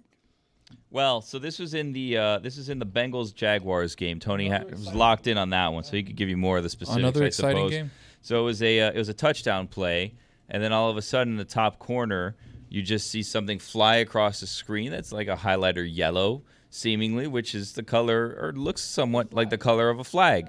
And that's something that you expect to see flying in the air during a play or right after a play. So the graphics department said, you know what, I think I saw a flag fly across the screen. So they put that graphic up, and it was not. It was a good play, and it was a doe. I imagine the way these production studios work, there's like a room of like 7 to 8 people, and they're all watching, and they all kind of have the ability to be flag, and then as soon as someone yells it, the person with the graphics like, let me get that graphic up there. Yeah, there are spotters. There are spotters who call the things out. I love the idea of like, I want to be a fly on the wall for somebody, flag, and then they put the graphic up, and then someone be like, oh shit, I think that's a dildo. And then the graphic goes away. Like, that happened. I think that's exactly how it goes down, because you have a spotter who's yelling out the things that happen so they can put it on the score bug, to the television crew in the truck, and he just flag, and then he's gonna go, nope, dildo. No, wait, that might be a dildo. My bad. There should be a dildo graphic that they put on the screen. What would it look like? Like pretty much like a dildo. Yeah, like a dildo. Okay. Like the color pops up, and instead of flag, it says dildo. It's just the outline, the unmistakable outline. Oh, of the dildo. silhouette. And what purpose would that serve? It's be informative. Oh, what did I just see flying on the field? Oh, wasn't a flag. For people watching on mute? It's a TV truck, right, is where we're still doing these things. It's a chaotic thing. I'm still confused as to how it is green looked like yellow, because I was told it was a green It's like dildo. a highlighter. For me, it's green highlighter. Yellow. Yeah. Okay, those two colors are not quite the same. It's semantics. There's a lot of different greens. Have you seen the video? I have not. It's confusing. I'm asking for information from you guys, and you told me I had all the information by simply saying that a dildo was confused with a flag. I think you're trying not to understand this story for some reason. Green and yellow don't look alike. Those are not the same color. Like I'm. What color would you say lemon lime Gatorade is? There you go. Gotcha. That's what color it was. Gotcha. Okay, that's not green. But it's. So you say that's yellow? I'm looking at the video now. But it's also funny. not quite yellow. You can see where green. The video's funny. Lemon lime. Green and yellow, Dan. Chris Cote, we have not played a Ray Hudson goal call today as one of our daily celebrations of Ray Hudson as we head toward the World Cup. This one's a doozy. Messi just dances away from Demichelis' challenge, runs past two more, keeps it, tucks it into the net. And there it is. Wait a minute. That's Ray Hudson doing his thing. He thought that's all this goal needs. This goal doesn't need magisterial. This goal needs. Tucks it into the net. So that's all the Ray Hudson. That's what he gave us. us. On our fourth day. We got 180 more days. Changing it to up, go. keeping it fresh. Tucks it into the net. Broadcasting is made better by the broadcasters, and I wanted to circle back around and see if any of you had any more observations of how cheap the CW looked while doing the University of Miami South Florida game.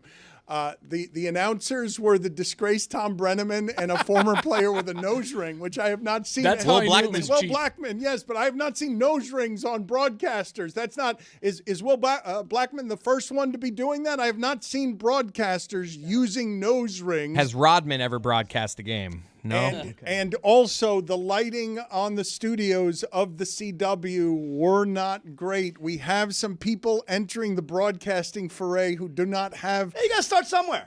That is true. Fake it till you make it, at least. Yeah. So we were on the bachelor party, and we had just come in from playing 18 at this beautiful course called Cabot Citrus Farms. It's what you do on a bachelor party. So all the boys were like, hey, let's get to the clubhouse. We were the first four from the finish of the three. We're like, let's throw on the Canes game. So we went to the clubhouse. They're like, yeah, we don't have the CW.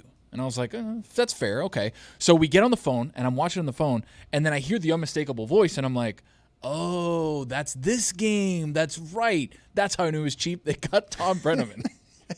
I'll do it for free. I don't care. That's how you knew? That's it right there. I was like, Tom Brenneman's back. Must be cheap.